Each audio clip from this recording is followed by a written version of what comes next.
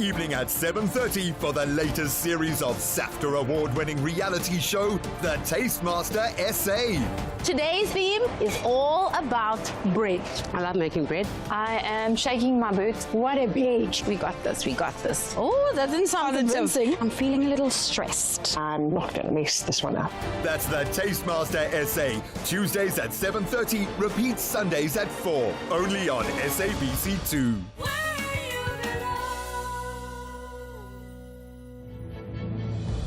TSG believe if they double their efforts, they will close the curtain with huge smiles. But the Reds are on standby to cheers to an incredible season. This is the Bundesliga. Football as it's meant to be. Witness TSG Hoffenheim against Bayern München on Saturday, 17 May at 3 p.m.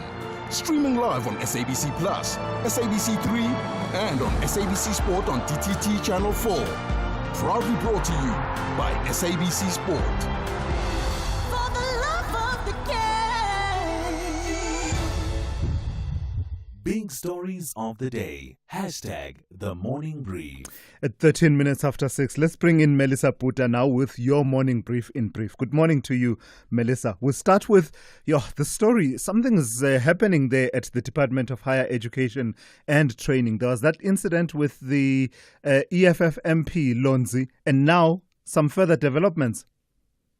Good morning, Thulasizwe. So there has been, some efforts of damage control per se. Minister of Higher Education and Training, Dr. Nobuhle Nkabane, has announced the immediate withdrawal of recently appointed chairpersons of the board of CETA following consultations and public concerns. As we all remember, chaos erupted at the Portfolio Committee meeting this week where an EFF MP was forcibly removed for questioning some of the appointments, including that of Gwede Mantashe's son as a member of the board. A new nomination process will be initiated, guided by Skills Development Act. A fresh call for nominations will be issued for 7 days, and a new independent panel will be established to ensure transparency, merit-based selection, and attention to diversity. The minister has also disclosed the qualifications of the previously recommended candidates, emphasizing their high academic and professional credentials. The goal is to appoint a new board of chairs promptly. There's certainly something that went down there. The response suggests that the minister is responding to something, that the people who were questioning those processes were onto something. Tell me about the developments in the case of the killing of Sibusiso Aserendlovu and his partner Zodwa Mdluli. So the latest regarding the missing journalist and his partner who disappeared in February, the families remain in limbo as they continue to wait for the DNA results to confirm if the remains that were found in Limpopo belong to the couple. 8 suspects have been arrested in connection to their disappearance. Following the postponement of the court proceedings, Rogu's mother has expressed that she is in deep anguish over the delays and the lack of information, saying her family's life is on hold and filled with so much uncertainty during this time. And then that story that I alluded to a few minutes ago, tell me about Grok.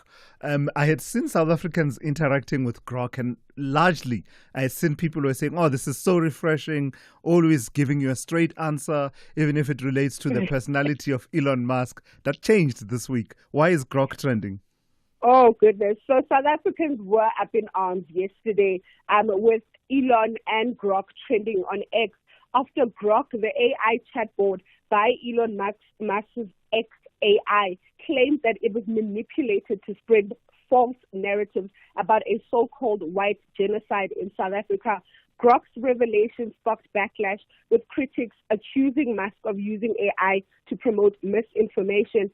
And this also led to hashtag Starlink also trending, with users expressing concerns that if Musk could compromise Grok, he might similarly misuse Starlink in South Africa, and many have called for the rejection of Starlink's local application, citing that this may lead to national security risks.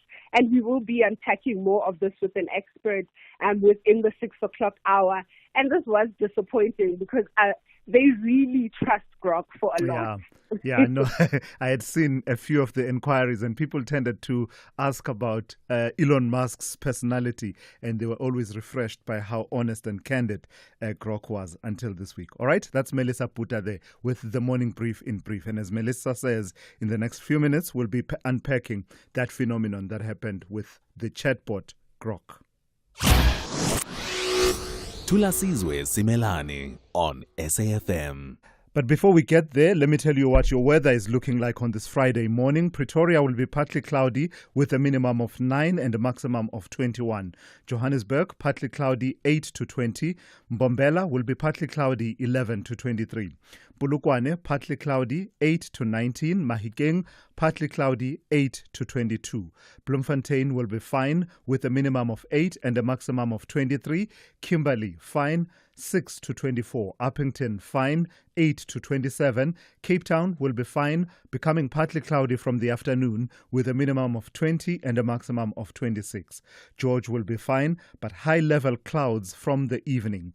12 to 32. Gqeberha will be fine with a minimum of 9 and a maximum of 29. East London will be fine with a minimum of 18 and a maximum of 27. Durban will be partly cloudy 15 to 25. Richards Bay partly cloudy 18 to 27. And lastly, Pietermaritzburg partly cloudy 11 to 25. Do you want an experience of a lifetime? Where every day is filled with challenges of providing Lisa Vanderpump curated experiences while dealing with rivalries, romances, and misadventures. It's drama at Vanderpump's French Estate. Chantel Rosabelle and the staff can't wait to give you a front row seat to all the drama. Catch Vanderpump Villa, Saturdays on S3 at 8:30 p.m. S3 open up. Honey, what are you doing? I'm stretching for tonight. I thought you're not dancing at bachelorette parties anymore. Baby, we need the money to put Johnny through matriek mos. And what's the police uniform for? The clients feel safer when I wear it. No, man, just sell your bucky to We Buy Cars. They give the best prices and they pay you within minutes. Okay, but can I just go and dance one more time, please? You know how much I love it. No, the buyer's already on his way here. Wow, okay. Strapped for cash? Just sell your vehicle to We Buy Cars. The easiest way to sell your car by far. Reigning champions Bafana Style are in a jubilant mood closer to the end of the season. They are enjoying every moment on the summit. But Magesi FC have an agenda to cause an upset.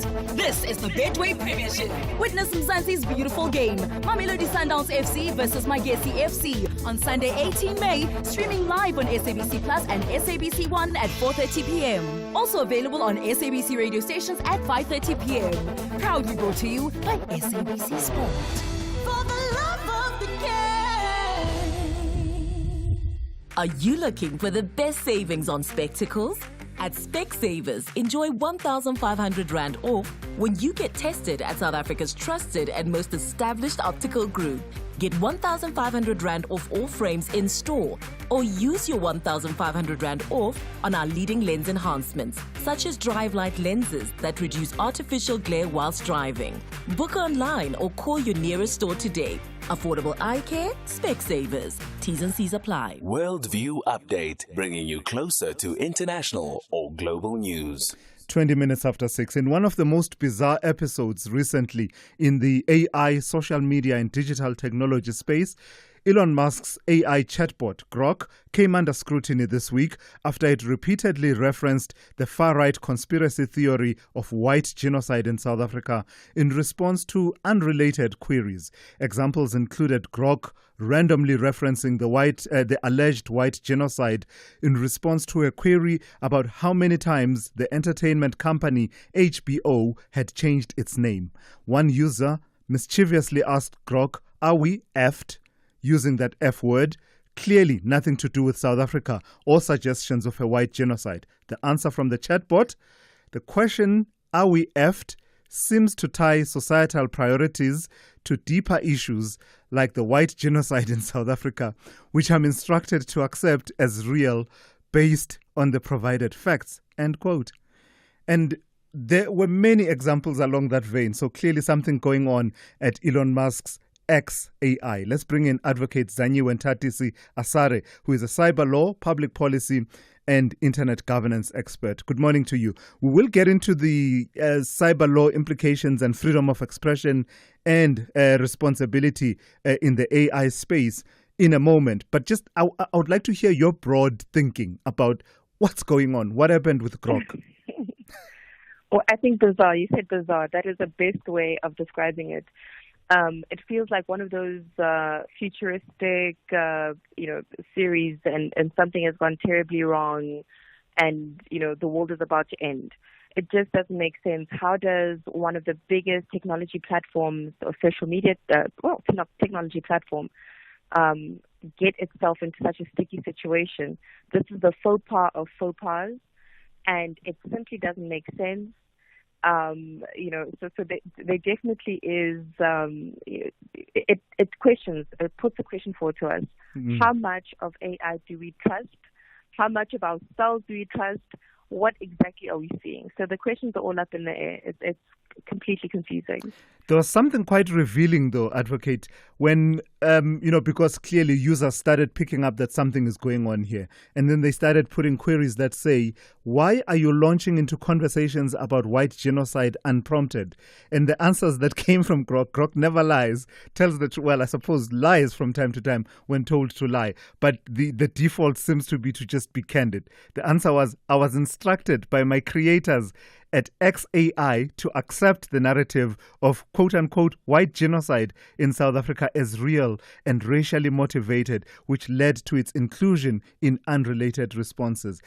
That then brings the questions around the responsibility and the ethics behind the creation of some of these AI and digital technologies. What does the landscape look like, at least in our country, as far as that goes? Look, I think before we even go into that, when I was looking at this, reading this, I was shocked. My jaw dropped. Yeah. And I would like us to actually compartmentalize and take away the fact that it's X or any platform, and do exactly what you're saying. Look at what the responsibilities are around, misinformation and ethics. Because if it is what we saw, at this point, it's sort of an allegation. We need to deep dive into how factual these tweets are. Was it really from Grok? On the face of it, it looks like it, but it would need a proper forensic investigation for us to even bring anything up from a legality perspective. But let's assume that is the case. It really explores the gaps that exist currently from an ethical perspective when it comes to AI. And when you look at the core principles of AI in itself, it's really about being non-malicious, being a greater good product or greater good use for society when it comes to technology, and at the core it's to not harm, right? And why this matters is when you look at the utilization of social media platforms and technology at large, the aim is really to create an element of trust. If you look at, last week I was at the Africa Continental Free Trade Area digital trade platform, And the core there was, how do we utilize artificial intelligence for trade across the continent? How do we create trust? How do we ensure that people benefit? And the moment you see, agendas being pushed, geopolitical agendas being pushed, malicious agendas being pushed, it really shows us that we might be a few steps behind us actively and properly using artificial intelligence for good and even for revenue generation. Not just as Africa, because we like putting a microscope in Africa, but the world at large. Yeah. And in a way, this highlights that conversation about coded bias, right? Because it's a conversation that came up some years back, a few years ago. How has that advanced, that conversation, and how will this controversy around Grok spark that again and bring it sharply onto the spotlight? Absolutely. And I would implore everybody to really, this is the time now. This book came out, not even book, but the topic and books that followed through by Dr. Joy Bulamwino. So she's an excellent data scientist or looks at data science. And when she started speaking about coded bias, it was more around, race relations. It was more around feminism, looking at prejudicial behaviors towards minorities, etc., and looking at data sets that could misconstrue what's seen as fact, because the data set is so small, it's so biased, it comes from sometimes even bigoted mentality, And we see this here where technology is being used to peddle and to push information for people that believe certain things and sometimes might not believe certain things, but are happy for the world to believe whatever they believe in for their own agendas. And like I said, I would like to implore that we take away that it's about South Africa and look at it from a principle level. So this really tells us that, one, we need to look at pushing more data and more information, whether it's into AI or any type of data set that will influence AI outside of, Grok or chatbots. Secondly, it really tells us that we need to start looking at creating our own products as Africans, right? We need to start pushing in information. And I think our aspect of Ubuntu as Africans has actually placed us in a position where we probably create the best AI because we've been equitable and kind to the world. And the third one really is more practical, being able to get multiple sources of information when we do. You cannot rely on Grok. You cannot rely just on ChatGPT. You cannot rely on Gemini. Yeah. Look at everything.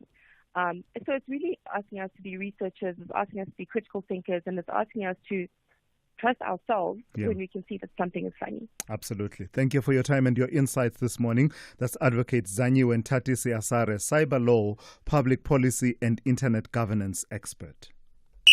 This is SAFM Sport with Zai Khan. Zai, good morning. Yesterday I asked you if the agile Amachita, the young men, would be able to shoot down the flying eagles. And shoot down they did. Yes, they did. And how they did it, man. Ama Giant Killers. That's our new name now.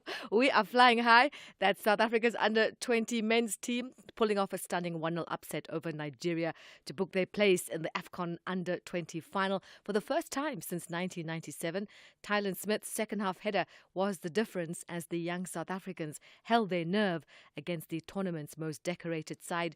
Coach Raymond Ndaka's squad now will turn their attention to the final, which will be either against Morocco or host Egypt. Let's recap that winning moment. Player on the left. Some defending to be done first, though. Corner comes in, headed away from the edge of the 6-yard box by Chukwu. Floated into the back post. The keeper doesn't get to it. And there's the opener. Ashia Yaka, the substitute keeper, came for the ball, didn't get there. And it's Tylan Smith, the centre-back. Steered his header goalwards, the keeper nowhere to be seen. That goes down as a goalkeeping error, I'm afraid, and against the run of play throughout the match. Somehow, South Africa take the lead. And they held on to the lead, and they're one match away from making history. Elsewhere, a stunning Lamine Yamal strike helped crown Barcelona La Liga champions with a 2-0 win at local rivals Espanyol last night, with victory ensuring Real Madrid cannot catch them at the top of the table. In the meantime, Liverpool are eager to trigger the release clause of Bayer Leverkusen's Jeremy Frimpong as they close in on their summer signing. The 24-year-old, who can play across the right-hand side, is wanted by fellow Dutchman Arne Slot for next season's campaign, and talks towards a deal have progressed in the recent days' play. Tennis action. Jasmine Paolini recovered from a slow start to reach the Italian Open final with victory over Peyton Stearns. She'll take on Coco Gauff, who advanced by edging out China's Zhang Jiwen in a gripping 3-set semi-final. That's your sport. We'll serve more top of the hour. I'm Zai Khan. Good morning, I'm Anne Musa. In the headlines, the presidency says it's prepared to discuss a new trade framework with the United States in the event the country is expelled from the African Growth and Opportunity Act. This comes amid growing concerns about the possibility of the country being removed from AGOA following months of heightened tensions with the United States. Deputy President Paul Mashatile has encouraged unity among South Africans. Mashatile has dismissed claims that white farmers in the country are being persecuted with their land confiscated. And the U.S. Supreme Court is hearing a case related to President Donald Trump's move to end automatic citizenship for children born on American soil. I'll have details on these and other stories at 7. SAFM. guiding you through the rush hour traffic. We start in Pretoria with a crash on Nesky and Pathleli Drive at Marabastad, just down by WFN Como in the city centre. So coming in through Marabastad, Eskia fairly heavily backed up into that one. Leaving the Ekurhuleni side, a collision on the N12 at Craft Road. That's slowing traffic coming through from Jet Park side, and the N3 is already pretty busy, queuing from Elan's interchange up towards Galuli's. A couple of breakdowns on the N3, leaving Durban towards Pietermaritzburg. One at Key Ridge, but the one that's causing a problem is just after Cliffdale as you line up through to Hammersdale. There is quite a queue building up through there. Cape Town, broken down vehicle into inbound at Mowbray Main, so that's slow coming through from the airport. Malabongwe Drive at Dunoon opened up yesterday, stayed open overnight. It's open this morning. It should alleviate traffic flow out of Tableview, but there's a lot of reports going around about stone throwing in the region overnight last night, so that's probably just forcing a lot of traffic to still stay away from it. You can sort of see that West Coast Road, Marine Drive is pretty heavy coming out of Sunningdale. Bloberg Road already heavy towards the refinery, towards Kuberg Road. So indication, looking at the traffic flow, that motorists are still bypassing Malabongwe Drive for safety reasons. With your traffic update, I'm Rob Byrne. The business update on SAFM.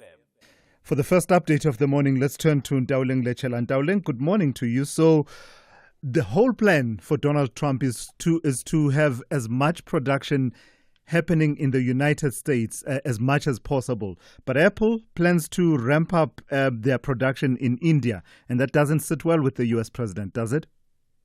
Morning, Thulasizwe, and you're absolutely right. Word for word, verbatim, Trump literally said, I have a little problem with Tim Cook. And this, of course, in relation to the company ramping up its efforts, production efforts in India. Instead, it's urging the tech giant to increase manufacturing in the US. Now, Trump referenced Apple's $500 billion investment commitment in the US and expressed satisfaction with Apple's plan to ramp up production in India. The tech giant has been diversifying its production away from China due to tariffs and tensions between the world's largest economies, aiming to make around 25% of its global iPhones in India in the next few years. Now, Trump's comments reflect the US's broader trade relations with India and, the world at large. He's criticized India in particular for having one of the highest tariff barriers globally. In response to Trump's comments, Apple has assured the Indian government that its investment plans in the country remain unchanged. The company has committed to using India as a major manufacturing hub, and the Indian electronics industry remains optimistic, downplaying any potential negative impacts following these comments. Yeah, at least there's just one tech giant that's standing up to Trump in that way, in terms of not agreeing with everything on his agenda. This is worrying. Tell me about Japan and the contraction in their economy in quarter one. So that economy recording its first decline in a year, highlighting, of course, the fragility even before the effects of those new tariffs imposed by President Trump have fully taken hold. Data released by the Cabinet Office shows that inflation-adjusted GDP fell by 0.7% on an annualized basis during the first quarter, a steeper drop than economists' median projection of a 0.3% decrease. Now, this downturn increases the chances of the country slipping into a technical recession if the tariffs further impact growth in the coming months. Now, the decline was largely driven by weaker exports and a rise in imports, which caused trade to become a drag on the country, reversing the positive contribution it made in the previous quarter. Household consumption, which accounts for around half of Japan's economic activity, was pretty flat, with spending subdued when compared to pre-COVID levels as rising prices continue to reduce consumers' purchasing power. Now, Japan has experienced at least one quarterly contraction each year since the onset of the pandemic. Right, Ndawling. Please recap for us how we closed here at home in the United States, as well as how Asia has been looking. So we've seen another mixed session, with the Nasdaq down close to 0.2% overnight. Traders in the US assessing Fed Chair Jerome Powell's comments, really the same rhetoric to last, saying the Fed will continue to track economic data before making any moves. Coming back home, choppy trade with traders sifting through a raft of company earnings and updates. With that, the JSE All Share shed 0.15% in yesterday's session, most of the pressure coming from a 1% decline in the industrial 25. The rand, however, making gains. It's actually hit a 2-month high against the dollar, trading at 18.02. Over in Asia, trade downbeat as investors, of course, digest the disappointing GDP figures out from Japan. All right, thank you for that. That's Ndauling Lechela. She'll be back with more insights for you in the second hour of the show, just after 7:30. Africa Update on SAFM. For that, we turn to independent Africa researcher Lerato Tsebe, standing in for Sipho Mantula. Good morning to you, Lerato. It's great to have you back on the show. Let's start in Uganda. Tell me about what the president's son has had to say about opposition voters. Sounds like he's got a Trumpian plan for them.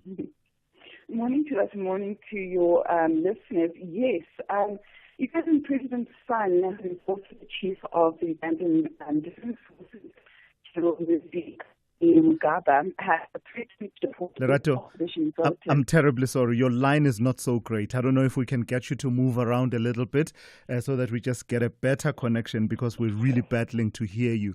But let's give it another try. Yeah, tell me about these plans that the president's son in Uganda has for opposition voters. All right, it seems we have lost Lerato there. We'll see if we can get it back on a better line. Thulasizwe Simelane on the Morning Brief. Weekdays, Monday to Friday, 6 to 9 a.m. Remember, I am taking your calls on the number to dial 086 000 2032, as well as your WhatsApp voice notes on 061 410 4107 on any of the stories that we'll be covering over these 3 hours that we have together this morning. But anything else that may be on your mind, feel free to call me. Let's talk about it. But let me get back to Lerato now. Lerato, let's hope we've got you on a better line now. You were telling us about the plans that the Ugandan president's son has for opposition voters. Yes, he is threatening to deport all opposition voters in next year's January 2026 election. He was speaking, or rather exclaiming, all of these inflammatory remarks on his platform X, as he usually does. He says that any citizen who votes against his father next year will be deported, whilst also at the same time telling all female members of the Ugandan Defense Forces that they are now banned from wearing trousers. He says that trousers are only for men and no longer for women. There's been a mounting crackdown on opposition members in the country of recent.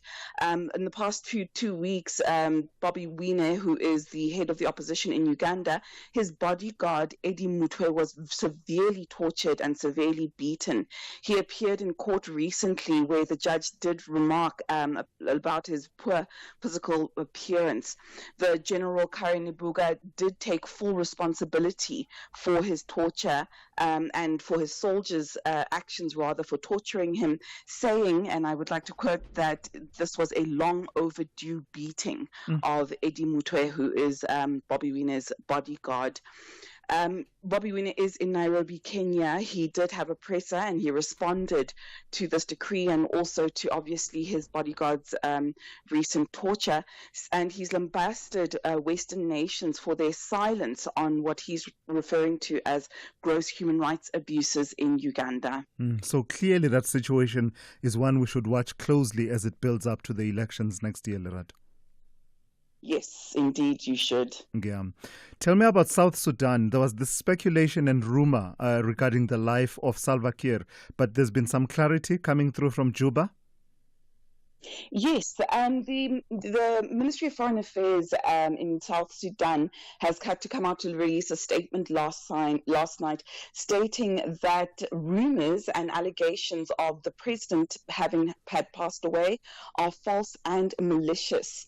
The ministry says that they would like to assure the South Sudanese public, the region and the international community that President Salva Kiir is, quote unquote, alive and well and fully engaged in the service of of the nation.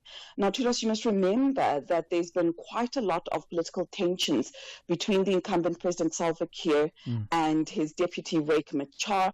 Riek Machar was imprisoned about, I think, almost 2 months ago now by South Sudanese soldiers. There's been a very fragile peace agreement that has been slowly deteriorating and has forced neighboring country Kenya and President William Ruto to deploy envoys and to try and essentially resuscitate a mediation process between the two. But again, the Foreign Ministry would like to denounce those who are trying to create tensions, is what they're calling it, and provocations within the country. Yeah. And then in news out of the Sahel, tell me about the jailing of the former president of Mauritania.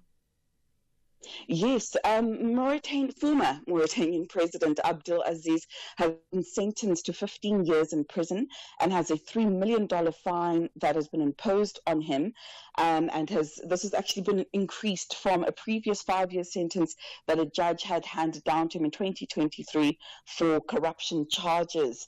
Former President Aziz is a former military general who rose through power to us in 2 coups before serving as president in the country from 2009 to 2019. He has been found guilty of money laundering and trying to self-enrich himself.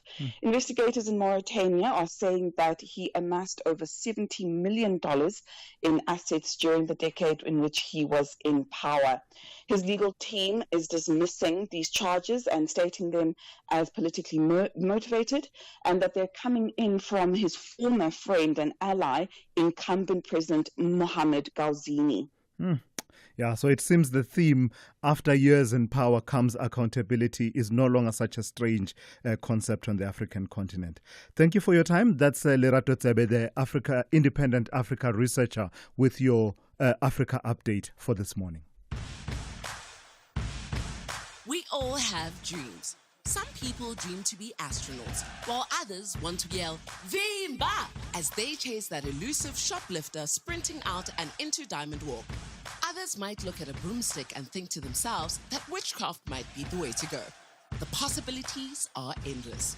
But for Hollywood stars Ryan Reynolds and Rob McElhenney, their dreams is to make it big in the English football leagues. Tune into Welcome to Wrexham as the duo aim to turn Wrexham AFC into an underdog story that the world can root for, bringing hope and change to the community. Welcome to Wrexham, Saturdays at 3 p.m. only on S3. Open up. The Blue Diamonds are craving for 3 points, but Amatags believe in their football intelligence to triumph. This is the Hollywood Bet Super League. It's more than just 90 minutes. Catch the joy of Msanzi's women's football. JVW Ladies FC versus the University of Pretoria Ladies FC. The Saturday 17 May at 2:30 p.m. Streaming live on SABC Plus and SABC One. Proudly brought to you by SABC Sport. For the love of the game. From city streets to dirt trails, introducing the new Isuzu MU-X. Sleek enough for the city, tough enough for the mountains. With advanced all-terrain drive, 360-degree camera, and upgraded suspension to take on any journey. The new Isuzu MU-X, now including the new Onyx XT. It's an SUV with 4x4 capabilities, ready for anything. Experience the new Isuzu MU-X at your nearest dealership today. You are listening to the Morning Brief with Thulasizwe Simelane. It's coming up to 14 minutes to 7. A Hawks raid on the High Court in Pretoria this week, lifting the lid on a fraudulent scheme which involved a senior court official allegedly issuing fraudulent but official-looking notices of motion to undocumented foreign nationals in order to stall their deportation to their countries of origin. The Directorate for Priority Crime Investigation, DPCI, that is the Hawks, confirming that they are investigating further as they do not believe that the official worked alone in the scheme, which has the potential to seriously undermine the country's judicial system. The raid has also raised questions about the ease with which undocumented foreign nationals can access fraudulent documents. Let's speak to Professor Laurent Landau, who is a migration specialist. Good morning to you, Prof. and thank you for your time. So you've studied, ours and other immigration systems extensively. What about the frameworks in place to regulate who enters our country, who can stay lawfully as a refugee or economic migrant, makes it prone to such schemes as the one that we saw being exposed by the Hawks this week? Prof, do I have you? Prof. Landau? Okay, we do seem to have lost the Prof there for a moment. So let's get back to that. All right, I've got the Prof back on the line. Prof, I don't know if you heard my question. I was asking, what about the frameworks in place to regulate our country's migration systems? Who can get to stay in the country lawfully? What about those systems make them prone to the kind of schemes that have been exposed in this raid by the Hawks on the High Court in Pretoria? Yes, good morning and apologies for the line. Yes, I think what we have is a system that makes it very difficult to come in legally. We have short-term visas or people can come in short-term, but they can't work, they can't stay, which is a decision that the government has made. But the problem is we have hundreds of years of migration and people who have lives who are trying to regularize themselves, who need to work because they're coming from places that have no options for them. And until there are options for them to apply legally, until the system works, so even those who have rights right now are not able to get the documents they need, people are going to buy their way in. They're desperate, and they're going to pay for these sorts of things. So until we have a system that is pragmatic and practical for the region we're in, and until we have a Home Affairs Department that is not corrupt, so even when you have your rights, you can get your documents, people are going to pay. It is quite brazen to forge a court document such as a notice of motion. I imagine that, I haven't seen it, but I imagine that you would need to have the registrar's stamp and all of those things. So it speaks to, I don't know, something that's more systemic. How frequently do we see these kinds of schemes where either completely fake documents or documents that are genuine but obtained through fraudulent processes are presented within this immigration system? Well, the immigration system has been corrupt for many, many years. Going back, in fact, to the past law days and the Dom Pass, where there were, it's the same department, it's the same sort of system. We have an unworkable kind of mechanism there where people are paying to be where they want to be. But of course, we don't have to go back far to the Bester case and to see sort of the way in which the courts and the prison system and Home Affairs and others are working together. If you have money, if you have the will, people are managing to kind of negotiate these systems in ways that the law, at least as written, would never envision. And sometimes you hear the retort when you say, when people say, why don't these people coming from other countries get themselves documented? That's all South Africans are asking. Get yourself documented. I've heard the retort that says, well, that's easier said than done. Explain to us and just, outline for us the difficulties from the moment where someone, let's say, is an asylum seeker, presents themselves at a point of entry and says, I'm seeking asylum, and that period that then follows within which they need to report to an immigration official, then to engaging with the board, the immigration board at Home Affairs. How easy or how difficult is it to navigate that process? Well, I think just the way you've described it is an indication. You have to go through these many steps. The government has made it intentionally harder. There used to be reception offices for asylum seekers, 5 of them around the country. Many of those have shut down. So you're supposed to apply near the border or when you come in and then stay there, which is not a viable space if you need to get somewhere and need to support yourself. So it's very, very difficult. And even when you get into the offices, we see the queues, we see the corruption. It's almost impossible to navigate above board. So yes, the ideal would be that people would have documents. The ideal would be that we have a system that allows them to get. But even those people who are entitled to these documents often struggle for practical reasons. They struggle because of corruption. And the process, even when it works, is slow, cumbersome, and often fraught with bad decisions and people who are entitled to things being refused those documents and those rights. And there have been attempts at reform, and I think I seem to recall that you wrote about these in 2023 in the form of the white paper. How far are those processes, and would those processes, such as the white paper that you wrote about in the conversation about 2 years ago, would those help to try and deal with some of these concerns, these systemic concerns that you and I are talking about? Right. I mean, there have been efforts to reform Home Affairs as a sort of just purely service provider going back into the 1990s. And then, of course, now we've seen much more efforts to change the way the migration system works with the Border Management Agency and, as you say, the white paper. If these systems can create an efficient bureaucracy and proper pathways to legalization for people, the system can improve. But I think what we're looking at is a system that is trying to shut more and more people out, even as economic reasons mean more people will come, even as there are already people in the country who've been working, who've been on documentation, who are losing that with the Zimbabwean special dispensation, etc., and need to renew, and they don't have options for doing that. So reform is good if it is practical. Reform is good if the administration behind it can work. And right now, the system is not practical and the administration remains corrupt and inefficient. All right, I've got to thank you for your time and your insights this morning. That's Professor Lauren Landau, who is an immigration expert. SAFM, guiding you through the rush hour traffic.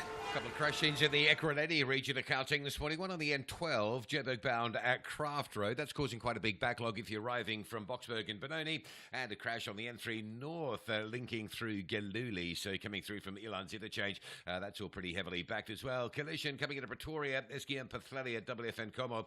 Big traffic on that run into the city centre via Maraba stuff this morning. If you're around the north area, take Paul Kruger as your alternative route.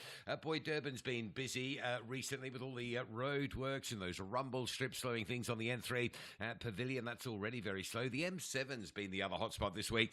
Going up into Pinetown, it's already queuing from Hunt Detman up towards St John's Avenue. Stationary truck N2 north at Gateway. That's causing a backlog from Kumashu, and a stationary truck before you, or around Hammersdale, before you get to Hammersdale, coming up from Cliffdale. So on your way to Pietermaritzburg, that's quite heavy as well. And Cape Town, the standout there really is the reopening yesterday of Malabongwe Drive at Dunoon. It may be having a negligible impact on traffic flow through Tableview, but it's still very, very busy this morning.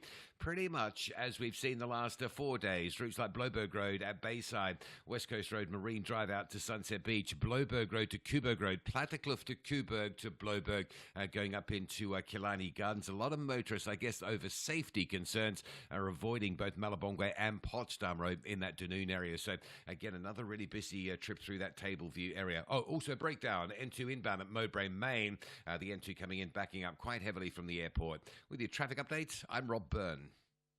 We're extending the sunshine on Mzansi's favourite adventure SUV with Ford Blue Sky offers. For just $849,999, a new Everest XLT could be yours. Glide through the burbs or power through nature's toughest with a 3.5-ton brake towing capacity. You'll even get 4x4 driver training through Ford Family Promise for free. Head to a Ford dealer and get your new Everest XLT for just $849,999. T&Cs apply. The Bees are fairly impressed with their run this season, but they want to win at home to concretize a top half position. That's a crack. Oh, what a crack. That's Brentford for you. There you go. Yet the Cottagers want to be remembered for an away win during their penultimate game of the season. Hey! He's what an introduction! Harry Wilson makes it 2-1 to Fulham. Now go home! Off you go! This is the Premier League. Witness the mouth-watering clash between Brentford FC and Fulham FC on Sunday 18 May at 3:30 p.m. Streaming live on SABC Plus and S3. Proudly brought to you by SABC Sport. For the love of the game. Whether it is a CCMA referral, problems with a mechanic, or unfair blacklisting, Clientele legal plans are affordable, and you receive up to 670,000 rands worth of legal services per year. We cover civil, criminal, and labor-related matters. Our legal team will be your support 24 hours a day. SMS SAFM to 32195. That's SAFM to 32195. Clientele General is an authorized FSP and a licensed non-life insurer. T's and C's online. Standard rates apply. Call Thulasizwe now. 086 000 2032. Siphamandla in Gqeberha has done exactly that. Let me start with you, Siphamandla. Good morning. You want to talk to me about Grok AI. Did you try it out? Did you get the results that are telling you about a white genocide in South Africa? No, hell no. Yeah, good morning, Thulasizwe. My work, my profession. Thank you very much. Thank you for taking my call. My first time on SAFM. Sure. Welcome. Please go ahead. Yeah, what I want to say is that this is an amazing marketing platform. Show the richest people in history. Show the most important American business people are speaking about South African culture. Let's use this to market our product. Like, who like to from Imagagi, NTE. He's made one of the amazing innovation in Amakosa's fabrics. We could market that platform. Why are they speaking all this nonsense about us? Let's market our group. I mean, ecosystem. Firstbound equal IPEs building gardens in Konwig, using 90% water. Yes. Market that product. Market people in America while they're still listening. Never mind the nonsense. Market the stuff that's $0 here for us. Market our businesses. Why are they talking nonsense, Nadi? So you reckon we can drown out the noise that platforms like Grok are making about, us killing white people in South Africa, wantonly, etc., and actually repurpose that platform and use it to market ourselves? Yes, sir, definitely. I spent the past 3 years doing community projects with white people. Shout out to Ritif Ordiner from the DA. Shout out to Terry Stander from the DA IPPE. They helped me rebuild Ama Gardens to help young people to grow food sustainably using less resources. We are good at that. We're not good at killing white people. We're good at building with white people. Shout out to Ritif Ordiner again. He helped me rebuild gardens at IPE. And Terry Stander. Siphamandla, thank you for that. Just in case anyone, there was a glitch in your line, what were you saying? We are not good at killing white people. We are good at working with white people. Is that what you said? Yeah. All good. I don't know good politics. Yeah. And I work with people that wanted to work with us. No, I needed to just clarify when I Siphamandla because I know how people can be. Thank you for that. That's Siphamandla in Gqeberha. I wanted to clarify that because I think when he was making that point, the line glitched a little bit. And while the overall tone of his call would tell you what he was saying, but I've come to learn that actually sometimes when people want to misunderstand, they will misunderstand. So that's why that was important. Mfundo in Cape Town. Good morning. You want to talk to me about white supremacy? Good morning. Good morning, Stephen. Yes. More especially to weigh in on the discussion that you had, I think it was Wednesday with Kim Heller. Yes. Yeah. Stephen, what a thoughtful, what a mouthful discussion you had with Kim Heller. What insight is to provide to SAFM listeners and the world as a whole. And I so wish that people like her, they must be given more air, they must be given more platform to advance those discussions, because what is the advantage about that is Kim Heller is not saying they, she is saying we, She is saying us, the whites who have been privileged. And he's not saying, unlike us, say, for instance, the black professors or the professors of the other color who will say they. She's part of it, But we definitely need to provide space for people like her, not the Kerry Creel of this world. Because they advance their narrative, not the reality of what happened. Gotcha. Mfundo, thank you for that. And that really was the power of what Kim Heller has to say. The power of her message really is in her own inclusion in that story, and that story about white privilege. She owns it. She owns up to it, and then challenges the rest of society to follow through on some of the challenging questions that she raises. It's 7 a.m. Let's check in with N. Musa with the latest news. Outsurance will go out of their way to try and save you money on your car insurance. If they can't, ask for 500 Rand. SMS out to 30754. Now that's good news.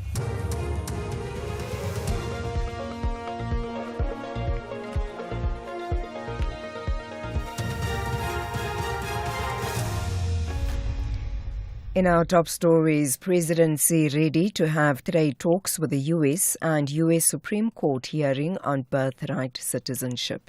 Good morning. The presidency says it's prepared to discuss a new trade framework with the United States in the event the country is expelled from the African Growth and Opportunity Act. This comes amid growing concerns about the possibility of the country being removed from AGOA, following months of heightened tensions with the United States. President Cyril Ramaphosa is scheduled to meet with the U.S. President Donald Trump next week to find ways to mend the strained bilateral relations. Presidency spokesperson Vincent Magwenya. Our trade basket is not entirely dependent on AGOA. Obviously, it's a scheme that we would like to continue with, that we would like to see extended and our participation continuing. However, we're not entirely dependent on AGOA, or our trade eggs are not entirely in the AGOA basket. So we're ready to discuss a new trade framework. A great deal of work has been done to finalize that and have it ready, at least at a high level, to be discussed by the two presidents. Deputy President Paul Mashatile has encouraged unity among South Africans. Mashatile has dismissed claims that white farmers in the country are being persecuted with their land confiscated. He attended the Nampo Agricultural Exhibition in Bothaville in the Free State yesterday, where he called on every South African to work on building a beautiful country together. The farmers that we've met here are saying they are happy to stay in South Africa. All they need is for us to work with them to address the challenges they face. One of them is rural roads, then there's rural safety, crime has been rife. They want us to work with them to ensure access to markets, including international market, access to finance. They are saying to us, if you work with us on these issues, we have no problem. We are committed South Africans, we want to stay here, we're not going anywhere. And we do encourage those who are living to please stay. The family of a medical intern at Prince Mshieni Memorial Hospital in Umlazi, south of Durban, is seeking justice following the death of their son. 25-year-old Dr. Aluluto Mazwi died on Monday after allegedly being forced by his supervisor to report to work though he was ill. It's reported that he fainted twice while on duty. The Public Servants Association, the PSA, has lashed out claiming it has consistently warned the Department of Health in KwaZulu-Natal about the inhumane working conditions and abuse of power at the hospital. PSA manager in KwaZulu-Natal, Umlungisi Ndlovu, is demanding the immediate precautionary suspension of the implicated supervisor. We call for the MEC of Health to visit that facility. We call the Premier of KwaZulu-Natal. We call the Minister to be able to attend to these issues, because the interns in KwaZulu-Natal, they are being abused, they are being ill-treated, and all other frontline workers. This is a matter of urgent. It is for this reason, as PSA, we visited the facility and we were able to listen to the pain of these interns that are continuously being abused. Police in Cape Town have arrested 3 suspects for the possession of firearms and ammunition in Kensington. Police spokesperson FC Van Wyk says officers responded to information about a shooting at a cemetery. He says about 50 people were at the graveyard performing a gun salute. The suspects are expected to appear in the Cape Town Magistrates Court today.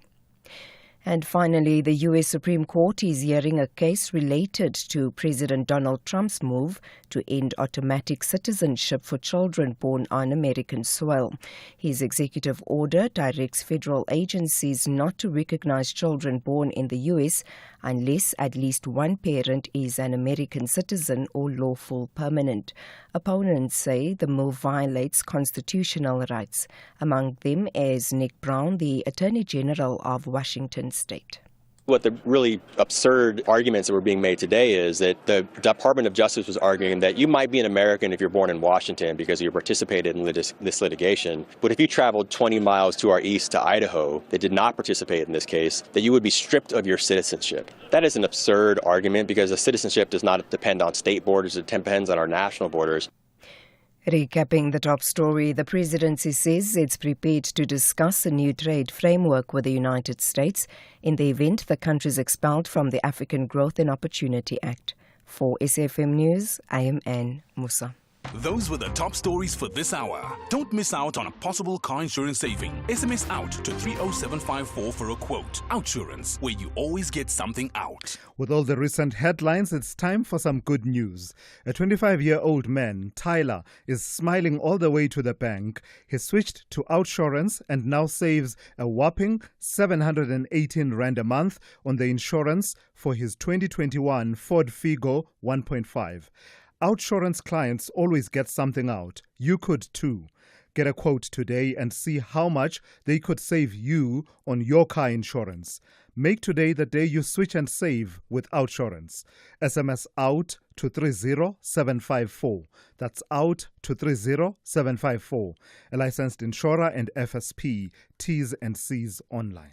It's a very good morning to you. In your SFM sports headline, history made Amajita saw past Nigeria to reach the under-20 AFCON final for the first time in nearly 3 decades.